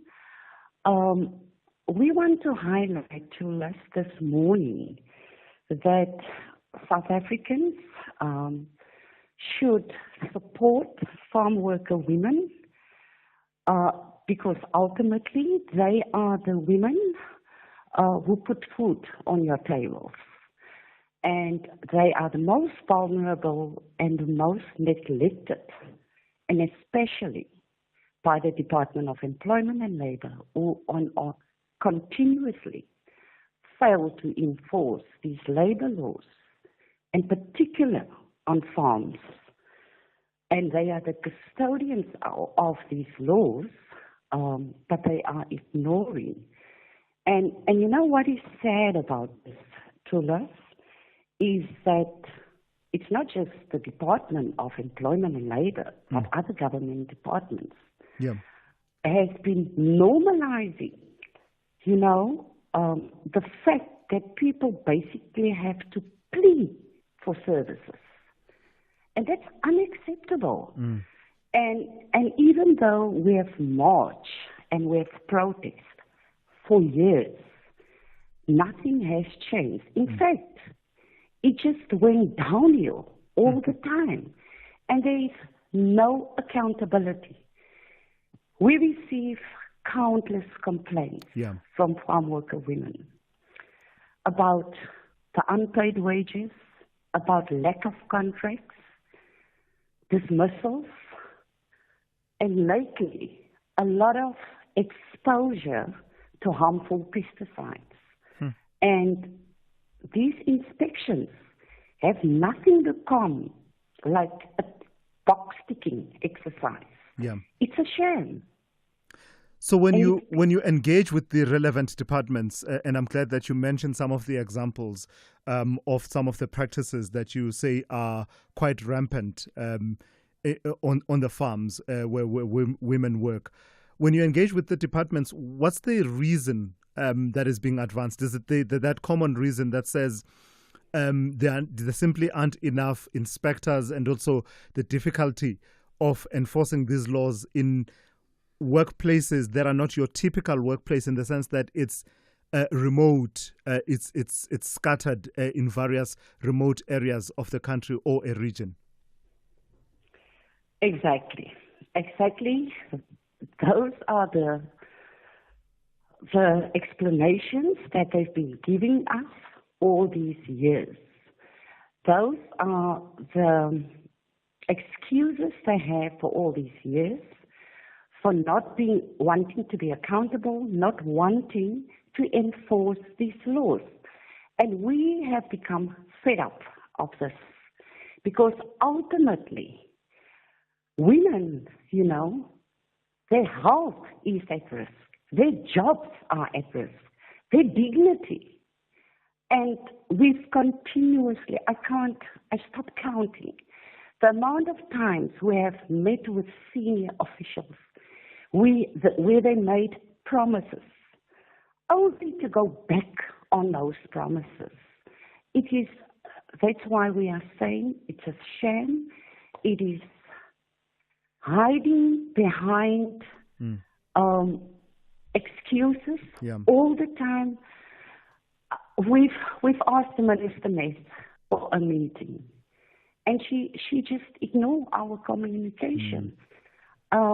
And I mean, we will keep on keeping them to account. We will keep on knocking on these doors. We will keep on kicking those doors. Because this is unacceptable behavior. Absolutely. We can't allow, why do we have these laws? To be enforced. Why do we have the institutions? For people to do what they need to do. But they keep on failing farm workers, and especially farm worker women. All right, let's leave it there for this morning. Thank you for raising that, and let's see if we can actually take that conversation forward around the enforcement of labor laws in various workplaces, but especially on the farms. That's Daniel Samuel, who is Labor Rights Program Manager at Women on Farms Project. This is SAFM Sport with Zai Khan. You're very excited. People will read a lot into that excitement. It's just Kaiser Chiefs, Is that what's exciting you? Okay, we hear you. Tell me about them and the pressure that's still there for them to, after the Nedbank Cup, now secure a top 8 finish. Yeah, no pressure. For their coach, what can I say? 2 games to go, and what can I say? Apart from, despite them lifting the Nedbank Cup last weekend, their coach is under mounting pressure to secure a top 8 finish in the Betway Premiership. Just 2 matches remaining. Amakosi sit in 9th place, and their sporting director, Kaiser Motaung Jr., says anything less than a top 8 is unacceptable. Chiefs face a tricky tie, and that will be against Polokwane City and then Sekhukhune United, both sides in good form. Now, Mamelodi Sundowns coach Miguel Cardoso admitting not being a big admirer of striker Arthur Salles, but opened up about how the Brazilians' work ethic saved the team. Sundowns still face Pyramids in the CAF Champions League final heading into the FIFA Club World Cup, and the coach is adamant there's more to come from the 22-year-old Salles. We understood how to give him what kind of behaviors we would want from him in the pitch and inside the team, and how to build the team not around him but complement them all. And I think in the moment we are having indeed a wonderful Arthur that is following also the excitement the team has shown in the last matches. So I'm even curious to see what he has to show, because he's also a wonderful boy. Meanwhile, the South African under-20 national team, Amajita, have made history, reaching the African Cup of Nations tournament final for the first time in 28 years. They beat the Nigerian team, the Flying Eagles, 1-0. And the coach, he's been fielding a 17-year-old Kagiso Madiba from the Stars Academy, the young member of the squad. He's the youngest so far, and the coach, Raymond Mdaka, explaining the idea. Yes, well, it was within our plan. Sometimes we need to refresh some of the legs because we don't have a big pool. Honestly, we have got 20 players, so every time when we put the lineup, there are areas where we will not risk, but there are areas where we try to refresh the legs, but at the same time with a plan to say, in case we have challenges here, this is how we drop in, and we had a plan. See, Jody did not start today, and we know that sometimes Jody can play as a 10, and we knew they've got a very good number 10. Amajita will take on Morocco. That's on Sunday, 8 p.m. And finally, golf. Jonathan Vegas played the best golf at the PGA Championship. The 40-year-old Venezuelan had his best score in 45 rounds. And he takes a 2-shot lead in the opening day. Any chance you get to shoot 64 at a major championship is always great, right? Obviously with the conditions yesterday, I didn't really see that score coming. But I think I got lucky that that I was able to tee off very late, and the course obviously is drying very quick. So I was able to take advantage a little bit of those, conditions at the end of the day today. So, but, obviously a solid round from beginning to end. Well, that's your sport. John Gericke up next at 12:30. I'm Zai Khan. Good morning, I'm Anne Musa. In the headlines, 3 people have been killed and 2 others injured in a mass shooting at a village outside Ingcobo in the Eastern Cape. According to reports, the deceased were preparing for a funeral for this coming weekend when unknown heavily armed gunmen opened fire last night. Close to 300,000 jobs have been lost in the country between January and March of this year. This is according to the recently released stats on unemployment in the country. And the U.S. Secretary of State Marco Rubio says the Trump administration is troubled by the humanitarian situation in Gaza. His comments came as at least 114 Palestinians have been killed in fresh Israeli airstrikes. I'll have details on these and other stories at 9. SAFM, guiding you through the rush hour traffic. Still slow coming into Pretoria using SKM Pathele. Fatal crash this morning in the city centre down by WFN Como. So just after Vanderhof down through Marabastad, it all gets heavily backed up. The N1 North has the breakdown at Garsfontein and a queue behind that back towards the R21. And Joburg's Mike 1 North on your way from the central Joburg area up to Sandton. A crash by Athol Oaklands and delays from the Parktown side. Durban has had a really busy morning. There's a couple of incidents that are taking forever to clear. One is a stationary truck a little bit earlier at Hammersdale. That has just been being cleared, but the backlog to move through from Key Ridge. Stationary truck before Gateway. That's heavy back as far as Queen Nundy Drive. Keep that in mind if you're on your way to the airport for time-critical flight connections. Also, the M4 has a crash just by Virginia Airport, and that's heavy out of Umhlanga, but also northbound very slow. And between the M4 and M2 hold-ups, there's a big pile-up of traffic using the Umhlanga Rocks Drive as the alternative, going very slow both ways. Cape Town crash, R300 North at Old Pal Road. That's quite slow, passing Kales River up into Brackenfell, and some roadworks on the elevated freeway, just causing delays from around about Marine Drive as you line up in towards the foreshore area of the city centre. Rob Byrne, SAFM Traffic. The business update on SAFM. For that, let's turn to Ndawling Lichela. Ndawling, good morning to you once again. Let's start this hour with an update on PIC. You're saying that the PIC has appointed a new CEO. Yes, a new chief at the helm there, former CEO of the Development Bank of Southern Africa, Patrick Dlamini, has been appointed as the new CEO of the Public Investment Corporation. He will step into the role from next month, taking over from Abel Sithole, who is retiring after a 5-year term. Now, the PIC manages close to 3 trillion rands in assets, with a significant portion invested in listed markets and 5% in unlisted investments. Now, over 40% of its unlisted portfolio is in distress due to underperformance, and many analysts say this will be a key area of focus for Dlamini. He is expected to apply his turnaround expertise to address these concerns and strengthen internal governance structures.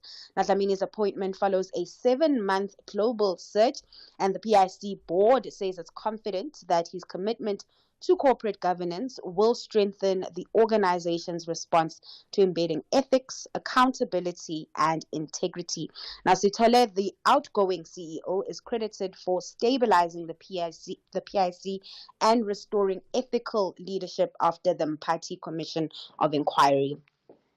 Tell me about equities and what they are doing. You're saying that they are benefiting from growing demand for logistics facilities. That's right, Thulas, really thriving due to strong demand from retailers and third-party logistics providers, resulting in low vacancies and soaring rentals. I mean, some of their biggest customers include retailers like TFG and ShopRite. Now, the company reported an 8.9% rise in distributable earnings to 1.1 billion rands. Gross property revenue jumped 71.4%, driven by the industrial property sector's strong performance. Now, both portfolios in South Africa and the UK performed well. Strategy-wise, the company has made investments in the UK with 14 developments with over 450 million pounds, that is, and is exploring the sale of its remaining UK assets to reinvest in South Africa.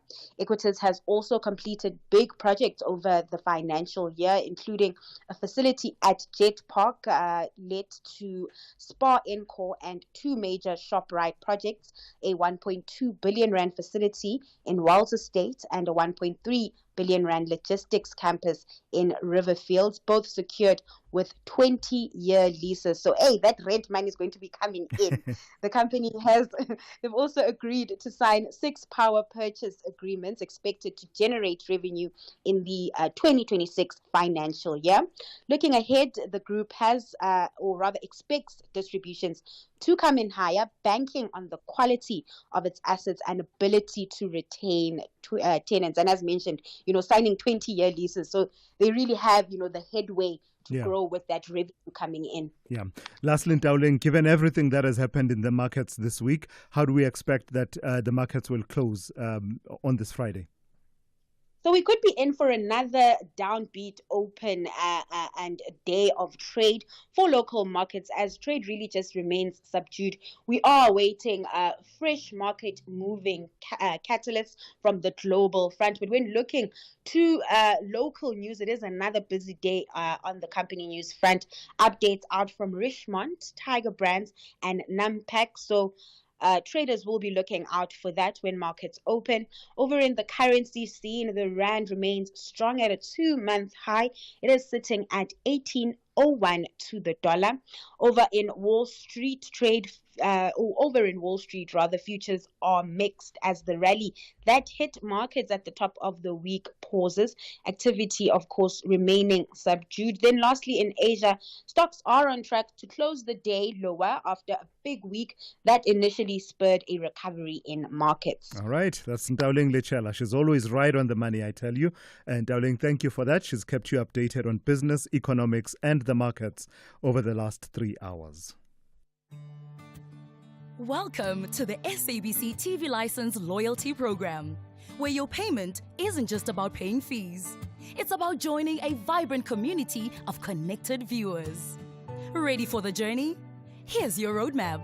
Sign up at sabctvlicenserewards.co.za and unlock an instant reward. You'll get an SMS to confirm your registration. Make a 50% or 100% payment to your account for a payment confirmation SMS and a promotional code. Explore our partners' product catalogs for an array of offerings. Receive an SMS voucher for your favorite outlet as the icing on the cake. Don't wait. Dive into a world of benefits. Register now at sabctvlicenserewards.co.za. T's and C's apply. Remember, TV license fees aren't just payments, they make a difference. Reigning champions Bafana Style are in a jubilant mood closer to the end of the season. They are enjoying every moment on the summit, but Magesi FC have an agenda to cause an upset. This is the Betway Premiership. Witness Mzansi's beautiful game, Mamelodi Sundowns FC versus Magesi FC on Sunday 18 May, streaming live on SABC Plus and SABC 1 at 4:30 p.m. Also available on SABC radio stations at 5:30 p.m. Proudly brought to you by SABC Sport. For the love of the game. Call Thulasizwe now. 086 000 2032. Let me start on the WhatsApp line. Someone has a very interesting suggestion about the upcoming meeting between President Ramaphosa and President Trump. Good morning, Dr. Thulas. It's President Trump. Dr. Thulas, now I just hope that Aaron Motsoaledi will be allowed to go and meet with the authorities in the United States, even on this delegation that is going with the president. We don't want people to be taking pictures and laughing it out loud there in the United States. Donald Trump is a billionaire. He doesn't care about the health system of the people in Africa. I just wanted Dr. Aaron Motsoaledi to go there and explain the mess that is about to create here. Fred, thank you for that. So an interesting suggestion, how that would play itself out if Minister Motsoaledi were in the room in Washington. It's a pity we couldn't connect with Vincent Magwenya, because that's part of what we wanted to discuss, the composition of the delegation to Washington and the tone and tenor and how it will all play out, at least from the side of the South African presidency. But nevertheless, that's the view, that there needs to be someone with fire in there to balance the diplomacy of President Cyril Ramaphosa. And who knows whether President Ramaphosa will remain, eternally diplomatic in that context of the Oval Office, depending on how it all plays out. Let me take another one, also on Minister Aaron Motsoaledi. Thulas, it's Chris and Peter Morrisville. The minister is being a poster boy for what everyone has failed. Unless somebody says, I've made this proposal to the minister and he has ignored me, they must just sit down and keep quiet, because these are the people who were abusing the funds that were given by donors. And now, because they do not have any other recourse, they choose to blame the minister. However, the minister does have to improve efficiencies. He must check where the money is being spent for this grant that is targeted for HIV and AIDS in all provinces, and improve the people who are driving this program, because believe me, there's so much inefficiencies. Yeah, Chris, thank you for that. A balanced approach, I think, from Chris. Some harsh words for some in the NGO space that takes part in government's response to the HIV and AIDS situation, the programs that government runs, but also at the same time calling on efficiencies on the part of government, and especially the minister to take charge of ensuring that those efficiencies are realized. Vuyelwa in Parktown, good morning. You want to talk about Donald Trump this morning? Yes, I want to talk about Donald Trump and as well remark on your something that you said yesterday about Boko. I think we Boko, our boy. Yes, please go ahead. Yes. The Boko issues that Botswana is not doing well, as the euphoria when he came into power, especially South African media, they were like portraying him as if he's doing wonderful things. And that Tukwa camp is ancient. I mean, we found it that many refugees passed there as a child that stayed in that Tukwa camp, which South Africa was not allowed to have camps like Tukwa. So that's why Botswana it has been having those camps for quite a long time. Yeah. But on the Donald Trump issues, Thulasizwe, I want you, as media personalities or media presenters, to actually follow this. Is it not corruption? Is it not bribes that Saudi Arabia, in front of the whole world, yes, to the man who claims to be a billionaire, because Trump is in debt, we all know that. Yeah. Giving him 600 billion, and he even wants them to give him trillions. Is it not corruption? Yeah. It's not allowed in the Constitution of America for a president like of Donald Trump's stature to actually accept a 600 billion in front of the whole world. Yeah. And the 400 jet from Qatar, they must explain to us what is it. What are they playing here? Yeah, no, I get you, Vuyelwa. And the U.S. media has been raising those questions that you are raising. But I mean, as things play out in the United States, it will be subject to much debate. But the questions about the ethics of it all, of accepting that jet, have been debated quite extensively in the United States. Let me go to Sydney in Akonhoek. Good morning to you, Sydney. Short and sharp for me, and go straight to it, please, about Kim Heller this morning. Yes, Brother T. Sydney, the level in Akonhoek. I'm listening to you from a school library. We are in a school library. Oh, wonderful. Don't make noise in the library. A very functional library. Yeah. A Paula Primary School. Yes. Brother T, I'm among those who applaud Kim Heller, her expression, as I was listening to you the day you had a conversation with her. Yes. Then she is a patriotic South African. She can stand and represent our country correctly in the midst of those who are trying to denigrate, paint our country out there. She's among Dr. Louis von Ryan. They are speaking well about, they are representing our country well. Peter Thiel. It feels good, it sounds well. It feels good, it sounds well. When our fellows, white South Africans, under the circumstances we find ourselves in now, come out and say, not in our name.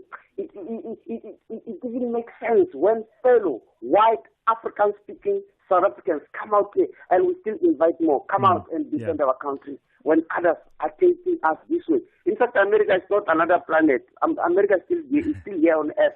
They didn't go to heaven. We still have them here on Earth.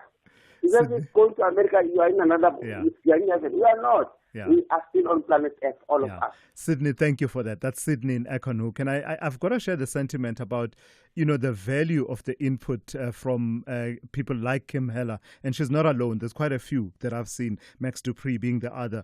Just in terms of that conversation happening and really challenging as it can be. For white South Africans, but forcing that reckoning with what we're dealing with here in this country, but at the same time calling out what needs to be called out. I really thought there was a great deal of value. Even those who disagree with Kim Heller are not questioning her bona fides. There's absolutely no questioning her bona fides. It's now on, I just don't agree on this aspect. You heard from Mike in Newlands, for example, who doesn't necessarily agree with everything that she said, but actually you can appreciate the effort that she's trying to do in terms of forcing a reckoning with some of the country's realities. Thabo in Tabanchu, good morning to you. You want to talk to me about the Border Management Authority? Hey, Judas, how's it, man? Good, how's it? Please go ahead. All right. Quickly, I'll just make two quick points. Sure. As us as South Africans, we're not productive. Human capital is not productive. One of the reasons is everywhere we go, we stand in line. I'm going to be specific about Maseru border, the Maseru bridge. It's a mess. It's a total mess. The staff, they come there when it's a shift change. The first thing they do is they'll have their lunch. while there's 20, 30, 50 people standing in line. It's a waste of time, you know. We've always said from the time of Malusi Gigaba, Aaron Motsoaledi, and the current minister, they are privileged. They will never stand in line. So they come from a privileged position. They don't understand the time they waste of South Africans. It's a big mess. Sure. The staff that come there, they come with a size 32. 2 years later, they're size 38. Their shirts are crying for help. Thanks. Thabo, thank you for that.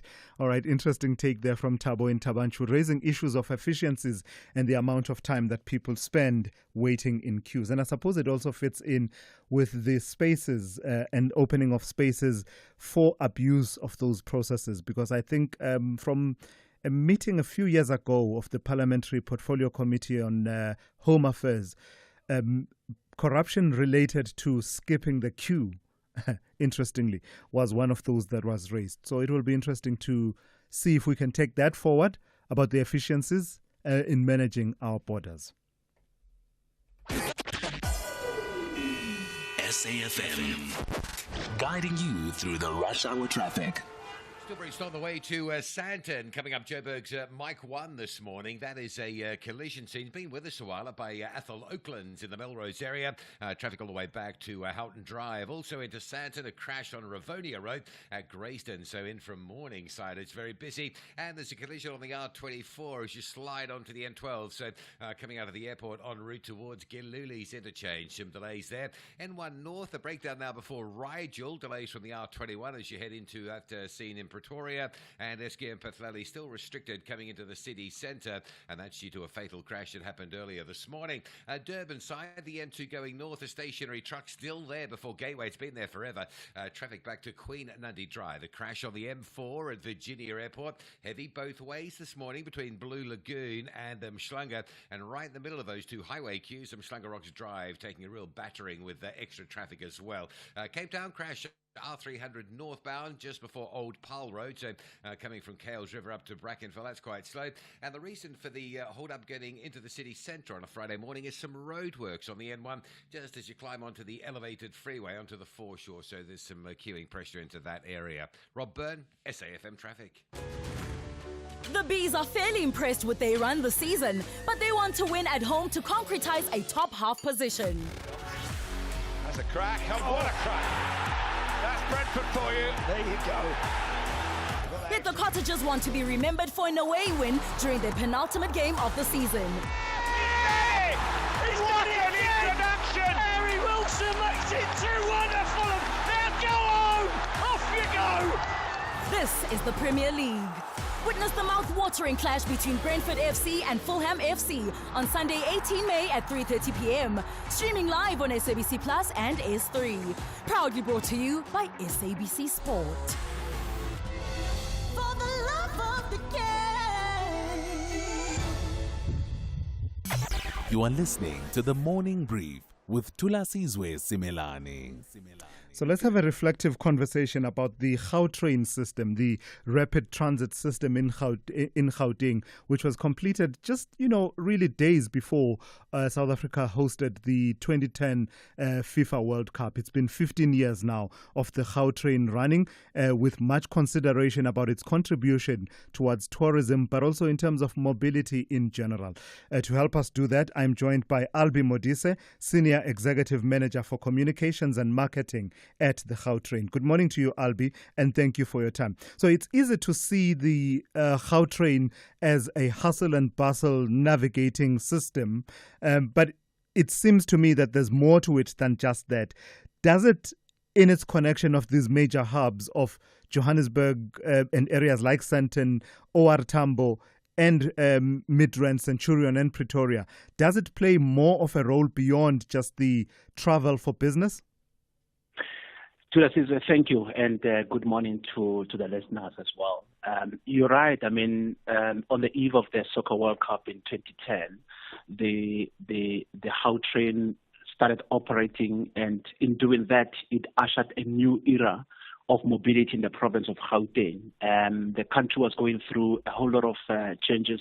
There was anticipation, but also over the past 15 years, as we ready ourselves for 15 years of Gautrain next month, we have transformed the spaces in which we operate. We've also been able to ensure that while on a day-to-day basis we take people from home to work and from work to home, we've become also a key partner working closely with institutions like the Gauteng Tourism Authority in making sure that the province objective of positioning itself as a key tourism market, that we play a pivotal role in terms of transporting the tourists. And, but basically South Africans in accessing key historical sites like your Fort Record Monument, the Freedom Park in Pretoria, but also accessing areas like the Constitutional Hill in Johannesburg. It's important that we locate ourselves in that particular space because as we keep telling the story of South Africa, it's important that transport is central in making sure that the access to those sites is enabled with ease. Recently, I've noticed, Albi, that with major events, you will put out, an alert that says you'll be providing transit, systems, whether through the buses as well as the trains themselves. So things like the air show, which happens in Centurion, as well as, the games happening at what's formerly known as Ellis Park, Emirates Airlines Park here in Johannesburg. What's the thinking behind that? South Africans go through so much, Thulasizwe. South Africans deal with a whole lot of challenges, while at the same time, we appreciate the fact that we live in a beautiful country.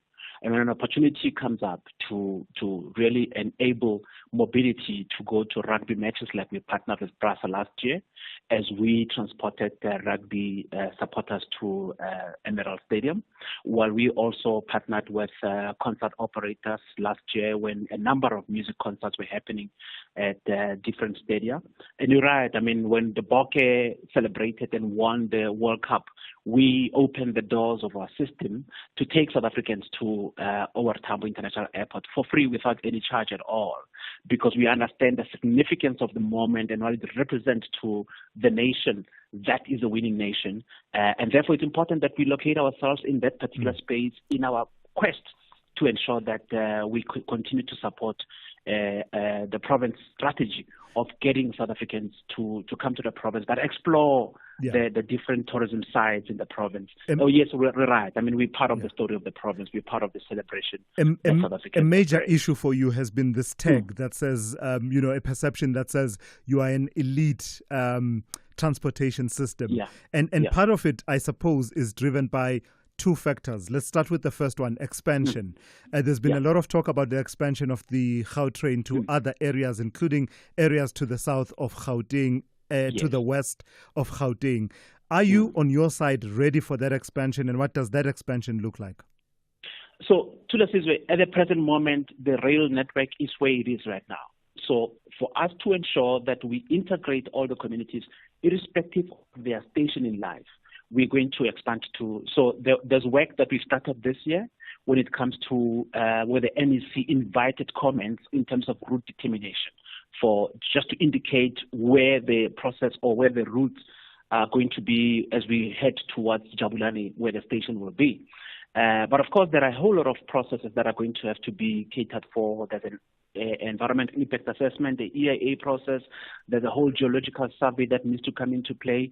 But we are resolute in our quest to ensure that the Gautrain must be the transport system that everyone in the country who finds themselves in this province can relate with. We conducted a brand valuation study early this year, Thulasizwe. The brand valuation study said to us, the brand is strong. Over the past years, it has stood the test of time. That notwithstanding, there are still sections of the community or society that feel it doesn't belong to them. And you would have seen that we've launched a product called Clever Mover that is aimed at making sure that those households that are, below a particular income level can be brought on board by giving them 50% rebates when it comes to accessing the system. In fact, it's part of our efforts to build it. In fact, you're now talking to the second aspect that I was going to Yes. talk to that gives rise to that perception that you are an elitist system, the pricing. Compared yes. to other systems, transportation systems, you're not the cheapest in the range. But perhaps what's little known is the efforts that you are making to factor in different pricing packages. Tell me a bit about that work. So we've realized that it's important that we locate our story within the whole South African narrative.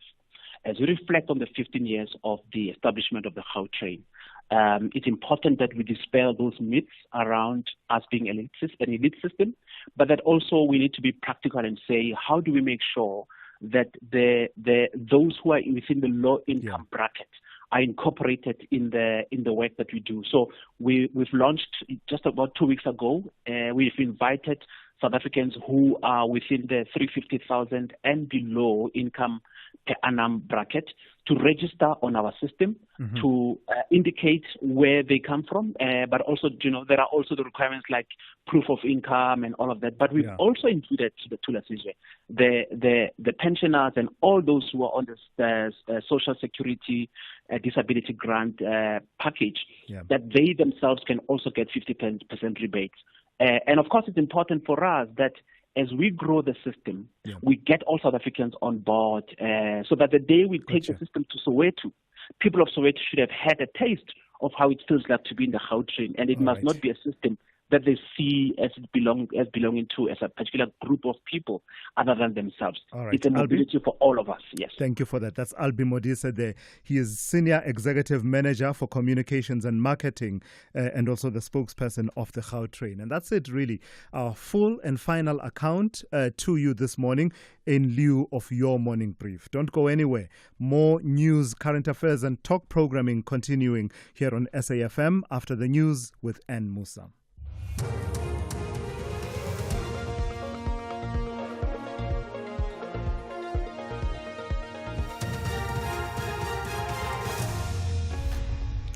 In our top stories, 3 people killed in a mass shooting in the Eastern Cape and Parliament called on to intervene in Intercape bus attacks. Good morning. 3 people have been killed and 2 others injured in a mass shooting at a village outside Engobo in the Eastern Cape. According to reports, the deceased were preparing for a funeral for this coming weekend when unknown heavily armed gunmen opened fire last night. Mayor of Dr. A.B. Nguma Municipality, Siyabulela Zanga, has expressed shock on the incident and has appealed to police to leave no stone unturned in their investigation. I want to express